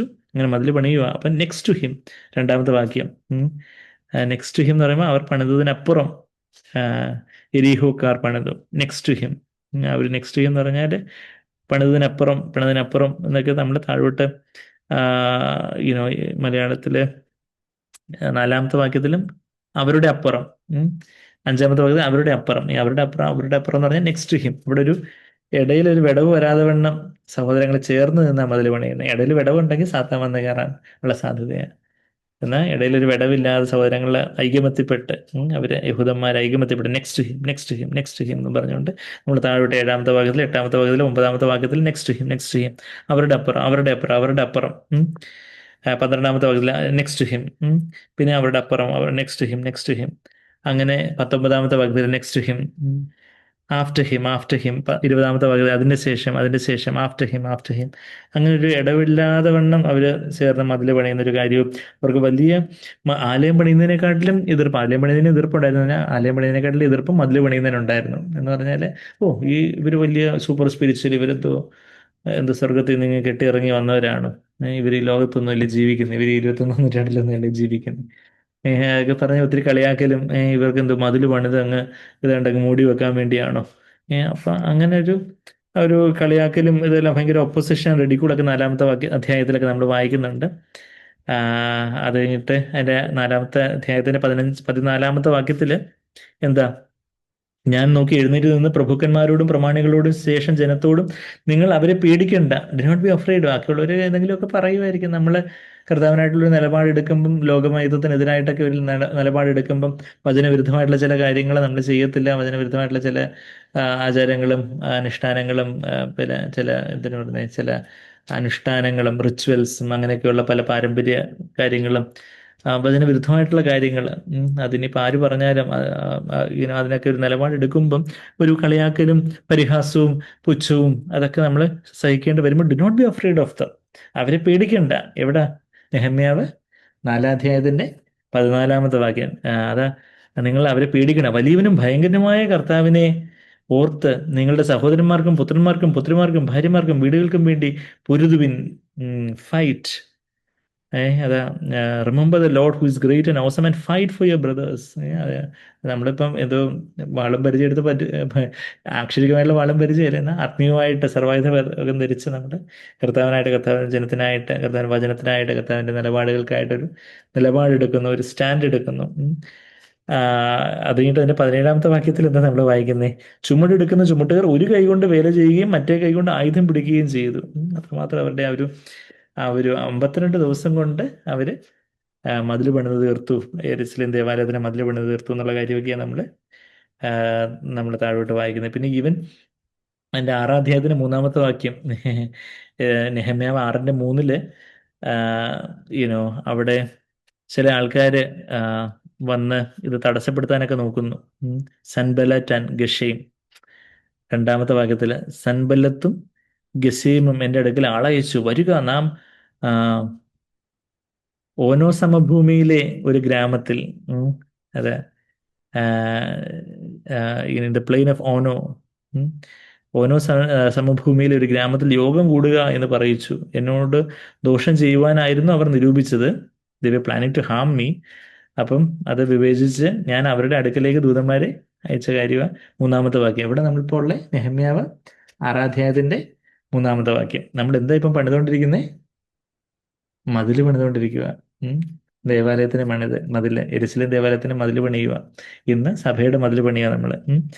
അപ്പം മതിൽ പണിയുന്നതിനിടയ്ക്ക് ആൾക്കാർ വന്ന് തടസ്സപ്പെടുത്താൻ നോക്കുമ്പം ആളയച്ച് എന്താ പറഞ്ഞത്? ദൂതന്മാരെ അയച്ച് പറഞ്ഞു, ഞാൻ ഒരു വലിയ വേല ചെയ്തു വരുന്നു. ഞാൻ ഇവിടെ ഒരു ചെറിയ വേല ചെയ്യുക, എന്നെ ഒന്ന് ശല്യപ്പെടുത്തരുത് എന്നൊരു അപ്പോളജറ്റിക് ആയിട്ട്, അയ്യോ ഞങ്ങളെ ഒന്നും ചെയ്യല്ലേ, ഞാനൊരു വലിയ I am doing a great work and I cannot come down.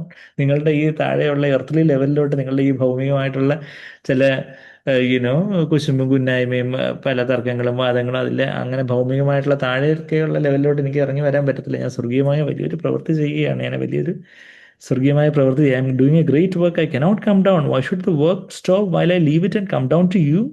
നിങ്ങളുടെ അടുക്കൽ വരുന്നതിനാൽ അതിന് മെനക്കേട് വരുത്തുന്നത് എന്തിനാ എന്ന് പറയിച്ചു എന്നുള്ള കാര്യമൊക്കെ. അങ്ങനെ വളരെ ഇൻട്രസ്റ്റിംഗ് ആയിട്ടുള്ള നമ്മൾ ദിവസമായിട്ട് നമുക്ക് പിന്നീട് ഒരുപാട് പുസ്തകമൊക്കെ കഴിഞ്ഞിട്ട് ഒരു പക്ഷേ ബാബിലോൺ ടു ജെറുസലേമൊക്കെ നമുക്ക് സൗകര്യങ്ങളൊക്കെ പറയുന്ന പോലെ നമുക്ക് ഏതെങ്കിലും അതുപോലെയൊക്കെയുള്ള ബൈബിൾ സ്റ്റഡീസും കാര്യങ്ങളൊക്കെ നമുക്ക് ചെയ്യാമല്ലോ. അപ്പം ആ കാര്യങ്ങളൊക്കെ നമ്മൾ കാണുന്നുണ്ട് നെഹമ്യാവിൻ്റെ പുസ്തകത്തിൽ. അങ്ങനെയുള്ള വലിയ വലിയ കാര്യങ്ങളൊക്കെ കാണുന്നുണ്ട്. ഇന്ന് അതിൻ്റെ ആത്മീയാർത്ഥം നമ്മൾ മനസ്സിലാക്കുമ്പോൾ അത് വളരെ, മറ്റേതാണെങ്കിലും എന്തോ ആരാണ്ട് മതിൽ പണിതെന്നോ ഏതാണ്ട് ഇത് ഇപ്പം നമുക്ക് ഇപ്പോൾ ഈ 21-ാം നൂറ്റാണ്ട് നമുക്ക് എന്തോ അറിഞ്ഞിട്ട് എന്തുവാന്ന് നമുക്ക് തോന്നും. പക്ഷേ ഇതിന് ആത്മീയാർത്ഥം അറിയുന്നു.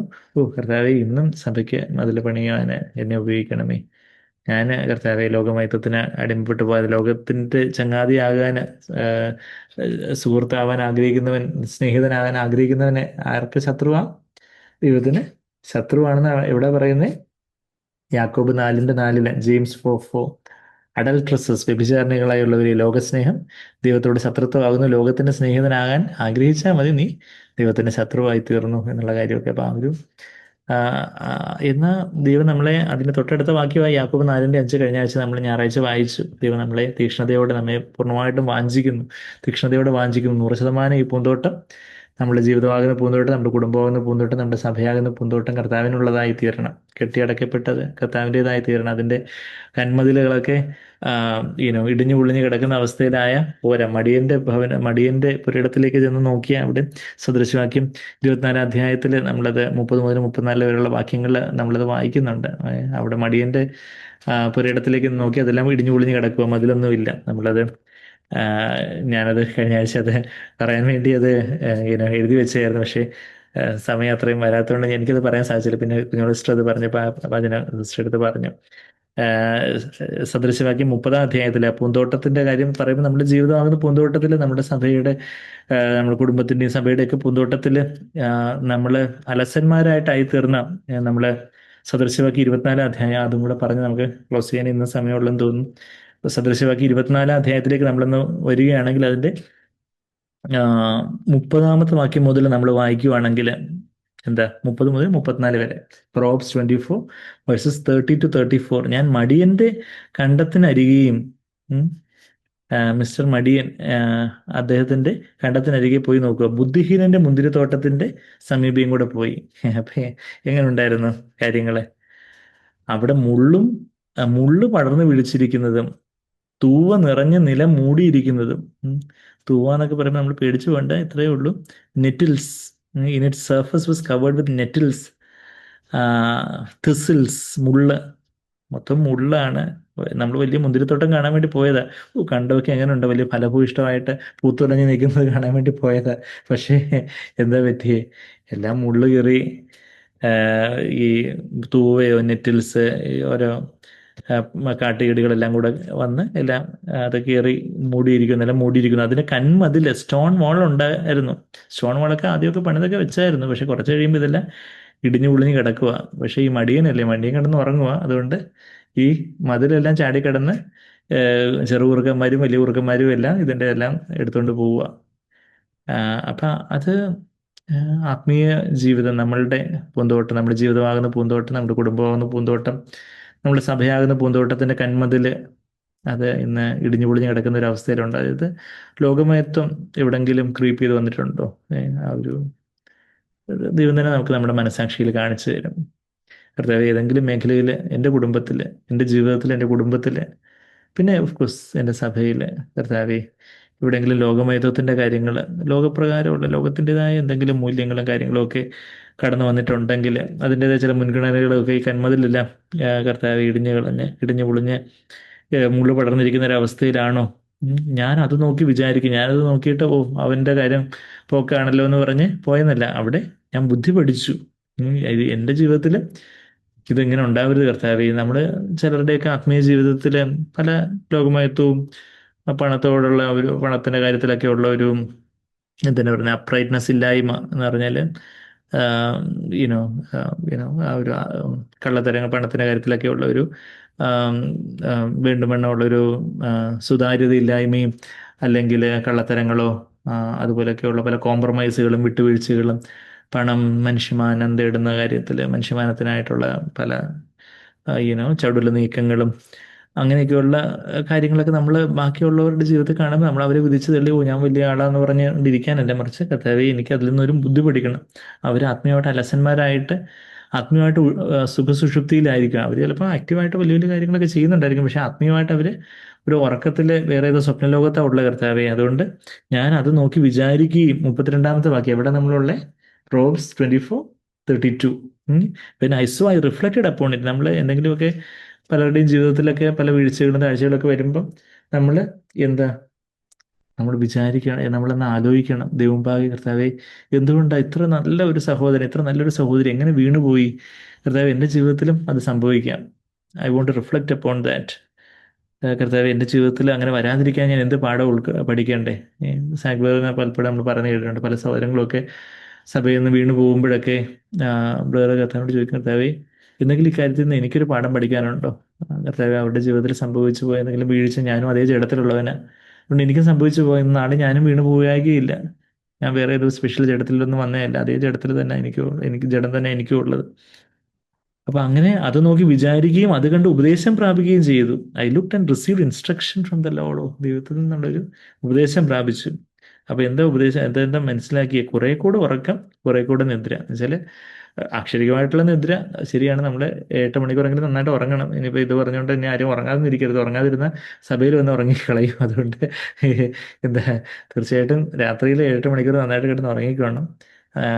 അപ്പം എന്നാ അതിലും കൂടുതൽ അങ്ങ് മടി പിടിച്ച് അങ്ങ് ഉറങ്ങുന്ന ഒരു കാര്യം അക്ഷരികമായിട്ടുള്ള ഉറക്കം ആയിക്കോട്ടെ. പിന്നെ ആത്മീയമായിട്ടും ഒരു സ്ലംബ്, ഒരു നമ്മൾ ഉറങ്ങുമ്പോൾ നമുക്ക് സ്വപ്നലോകമായിരിക്കും നമുക്ക് റിയൽ ആയിട്ടുള്ളത്. ഡ്രീമിലുള്ള കാര്യം നമുക്ക് വളരെ റിയൽ ആയിട്ട് തോന്നും. ഉണർന്നിരിക്കും പോകും, അതൊക്കെ ഡ്രീം ആയിരുന്നു, ഇതൊക്കെ സ്വപ്നമായിരുന്നു മനസ്സിലാവും എന്ന് പറയുന്നത്. ആത്മീയമായിട്ട് നമ്മൾ ഉറങ്ങുന്ന സമയത്ത് നമുക്ക് ഈ ലോകത്തിലെ കാര്യങ്ങളൊക്കെ ഭയങ്കര റിയലാണ്. ഓ, അവരെന്ത് പറയും, ഓ എൻ്റെ ബന്ധുക്കൾ എന്നോട് ഇങ്ങനെ പറഞ്ഞു, അയ്യോ അവരെന്ത് ചെയ്തു, അത് ചെയ്തു, ഇത് ചെയ്തു. അപ്പോൾ നമുക്ക് ഈ ലോകത്തിലെ കാര്യങ്ങളൊക്കെ ഭയങ്കര റിയലായിട്ട് തോന്നും നമ്മൾ ആത്മീയമായിട്ടുള്ള ഉറങ്ങുന്ന സമയത്ത്. പക്ഷേ നമ്മൾ ആത്മീയമായിട്ട് പരിശുദ്ധാത്മാവ്, Holy Spirit is a spirit of alertness. പരിശുദ്ധാത്മാവ് he's a spirit of discipline and of sound mind. 2 തിമോത്തിയോസ് 1:7 പരിശുദ്ധാത്മാവ് യുനോ സുബോധത്തിന്റെ ആത്മാവാണ്, സ്നേഹത്തിന്റെയും സ്നേഹത്തിന്റെയും സുബോധത്തിന്റെയും ആത്മാവെന്നാണ് പരിശുദ്ധാത്മാവിനെ എവിടെ വിളിച്ചിരിക്കുന്നത്. 2 തിമോത്തിയോസ് 1:7 നമ്മൾ കഴിഞ്ഞ ഞായറാഴ്ച നമ്മൾ വായിച്ചായിരുന്നു. എല്ലാം കൊണ്ട് എല്ലാം സാധിക്കും കർത്താവ് സഹായിച്ചെന്നൊക്കെ പറഞ്ഞ്, I can do all things എന്നൊക്കെ പറഞ്ഞിട്ട്, God has not given us a spirit of humility but of power, love and discipline. ശക്തിയുടെയും സ്നേഹത്തിന്റെയും ഡിസിപ്ലിൻ എന്നുള്ള ആ ഒരു വാക്ക് സോഫ്രോണിസ്മോസ് എന്നുള്ളൊരു ഗ്രീക്ക് വാക്ക്. അപ്പം സൗണ്ട് മൈൻഡ്, മോഡറേഷൻ എന്നൊക്കെ ട്രാൻസ്ലേറ്റ് ചെയ്യാം. അപ്പം ആ ഒരു സൗണ്ട് മൈൻഡ്, ആ ഒരു സുബോധത്തോടെ ആത്മീയ കാര്യങ്ങളെക്കുറിച്ചൊക്കെ ഉള്ളൊരു അലേർട്ട്നെസ്സോടുകൂടി നമ്മൾ കർത്താവിൻ്റെ രണ്ടാമത് വരവ് നമ്മൾ അലേർട്ടായിട്ടിരിക്കണം എന്നുള്ള കാര്യമൊക്കെ നമ്മൾ മത്തായിയുടെയും മാർക്കോസിന്റെ സുവിശേഷം, ലൂക്കോസിന്റെയൊക്കെ സുവിശേഷങ്ങൾ മാത്രമല്ല, 1 തെസ്സലോനിക്കർ 5-ാം അധ്യായത്തിലൊക്കെ കർത്താവിന്റെ വരവെങ്കിൽ നമ്മൾ ഉണർന്നിരിക്കുന്നവരായിരിക്കണം എന്നൊക്കെയുള്ള കാര്യമൊക്കെ നമ്മൾ വായിക്കുന്നത്. ഞാൻ അതിലേക്കൊന്നും പോകുന്നില്ല. അപ്പം അങ്ങനെ അവർ ആത്മീയമായിട്ടുള്ള ഒരു ഉറക്കച്ചടവ് എന്ന് പറയത്തില്ലേ, ഒരു ഹാങ് ഓവറോ, ഇപ്പോഴും ഉറക്കം പൂർണ്ണമായിട്ട് വന്നിട്ടില്ല, ഇങ്ങനെ ആ ഒരു ഉറക്കച്ചടവിലിരിക്കുമെന്ന് പറയും. അപ്പം അങ്ങനെയാണ് നമ്മൾ ആത്മീയമായിട്ട് അത് നോക്കി വിചാരിക്കുക, അതുകൊണ്ട് ഉപദേശം പ്രാപിക്കുകയും ചെയ്ത് കുറെ കൂടെ ഉറക്കം, കുറെ കൂടെ നിദ്ര. 33-ാമത്തെ വാക്യം, പ്രൊവേർബ്സ് 24:33. കുറെ കൂടെ കൈകെട്ടി കിടക്കുക. അങ്ങനെ നിന്റെ ദാരിദ്ര്യം വഴിപോക്കിനെ പോലെ.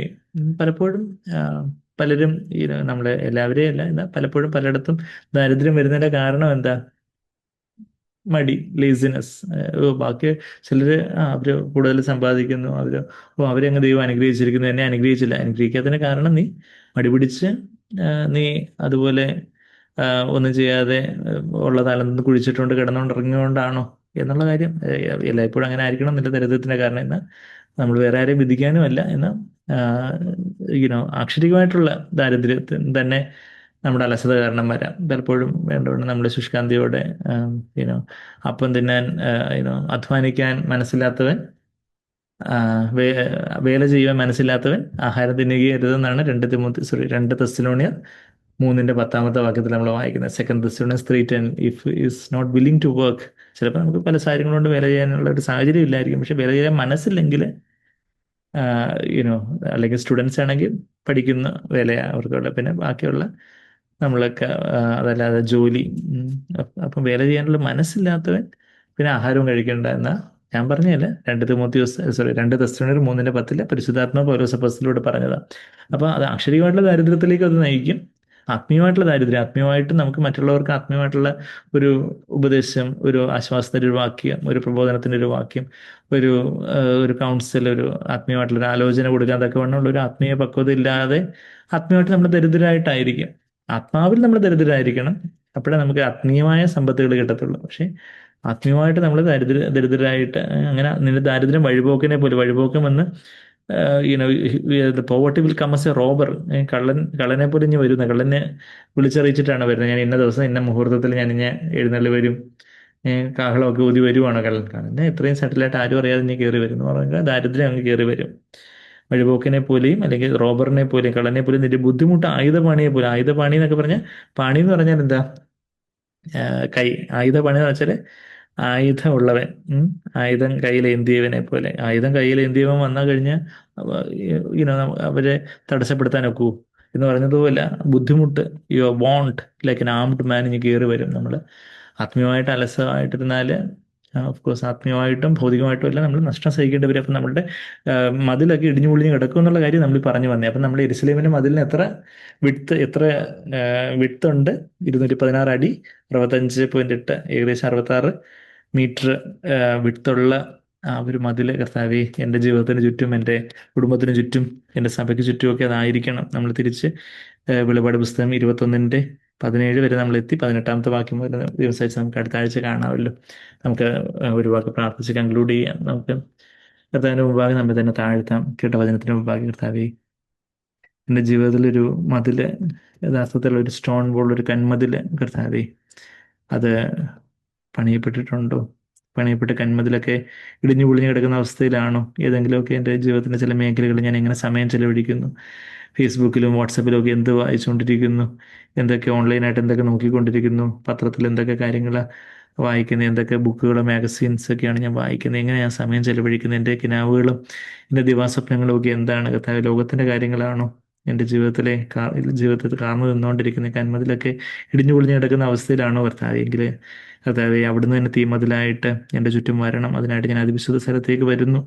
ക്രൂശിൻ്റെ വചനത്തിന് കർത്താവേ ഞാൻ കീഴടങ്ങി കൊടുക്കുന്നു. എൻ്റെ ഇഷ്ടമൊന്നും വേണ്ട കർത്താവേ, അവിടുത്തെ ഇഷ്ടത്താൽ എന്നെ നിറയ്ക്കണം.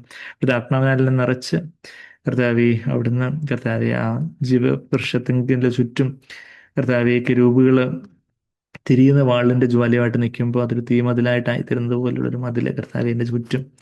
കർത്താവേ, ഈ യെരുശലേമിന് ചുറ്റും കർത്താവേ, അതിവിശുദ്ധ സ്ഥലത്തിന് ചുറ്റുമാണല്ലോ ഈ തീമതിലുള്ളത്.